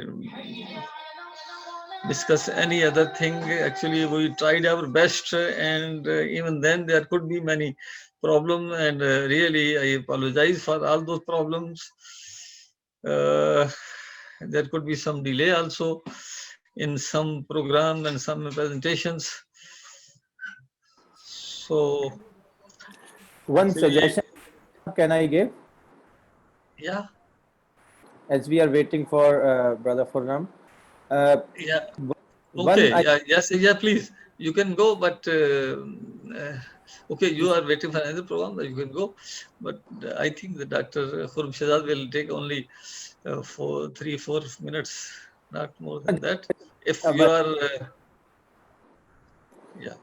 My comment is that as we are promoting the social finance, the concept of Waqf, I also suggest, even I am suggesting it to our academic institution in Karachi, that let us establish a small Waqf academia as well.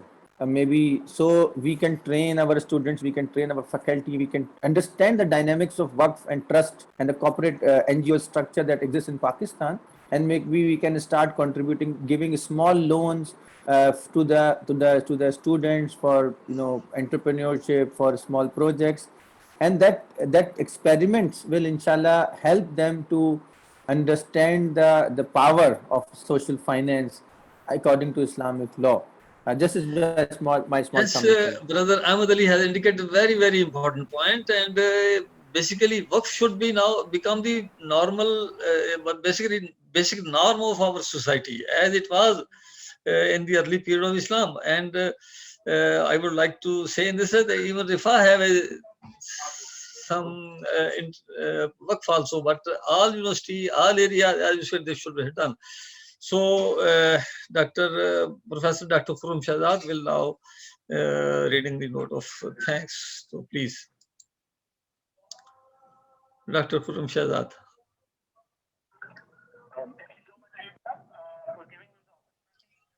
Professor Dr. Khurram Shahzad, hearing?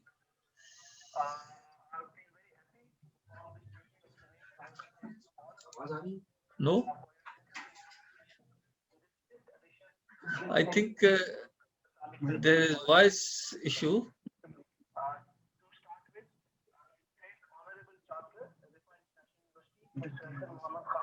For participating in this conference and delivering the welcome address.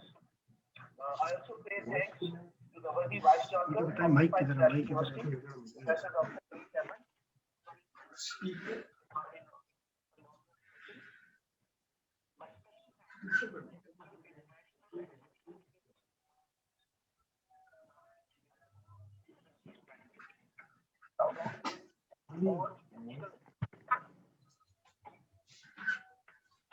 No, sorry, there are issues. Your teaching classes in progress. Meanwhile, I also got the opportunity to chair one of the technical sessions, and it was a very pleasant experience for me as well. I'm very thankful. Actually,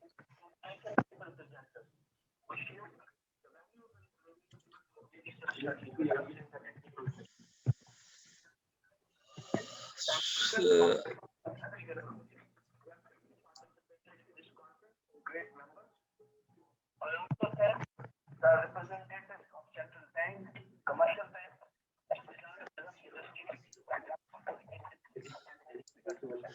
So I am sorry to announce that Professor Dr. Khurram Shahzad is, I think, trying to read the message, but there is some issue of voice. So I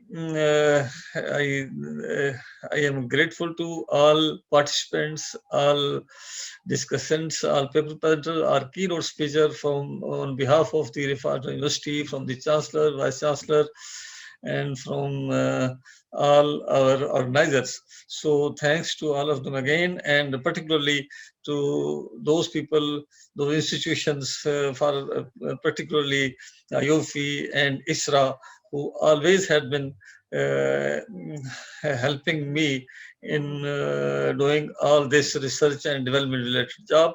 With this, I think another, the person I am seeing now, the brother Moiz Shaukat, I am seeing him. Sorry, first I could not mention him. His institution, Central Bank of Oman, is also many times I get information from those people. So again, thank to the CBO and brother Moiz also. Thanks to the jurists and the panelists, and particularly the jurists who they participated at this time. Actually, when almost all this atmosphere in the country is in the problem, there are many issues, there are many problems, but they actually guided us and gave us new ideas how Islamic banks could be moving to social finance for benefit of the people in general. So with this, thanks to all again, and assalamu alaikum wa rahmatullahi wa barakatuhu. Alaikum assalam wa rahmatullahi wa barakatuh. So anyone else if could, I think, or we can say. Well done, Ayub sir. Well done, team Rifa. As usual, you've set the trends.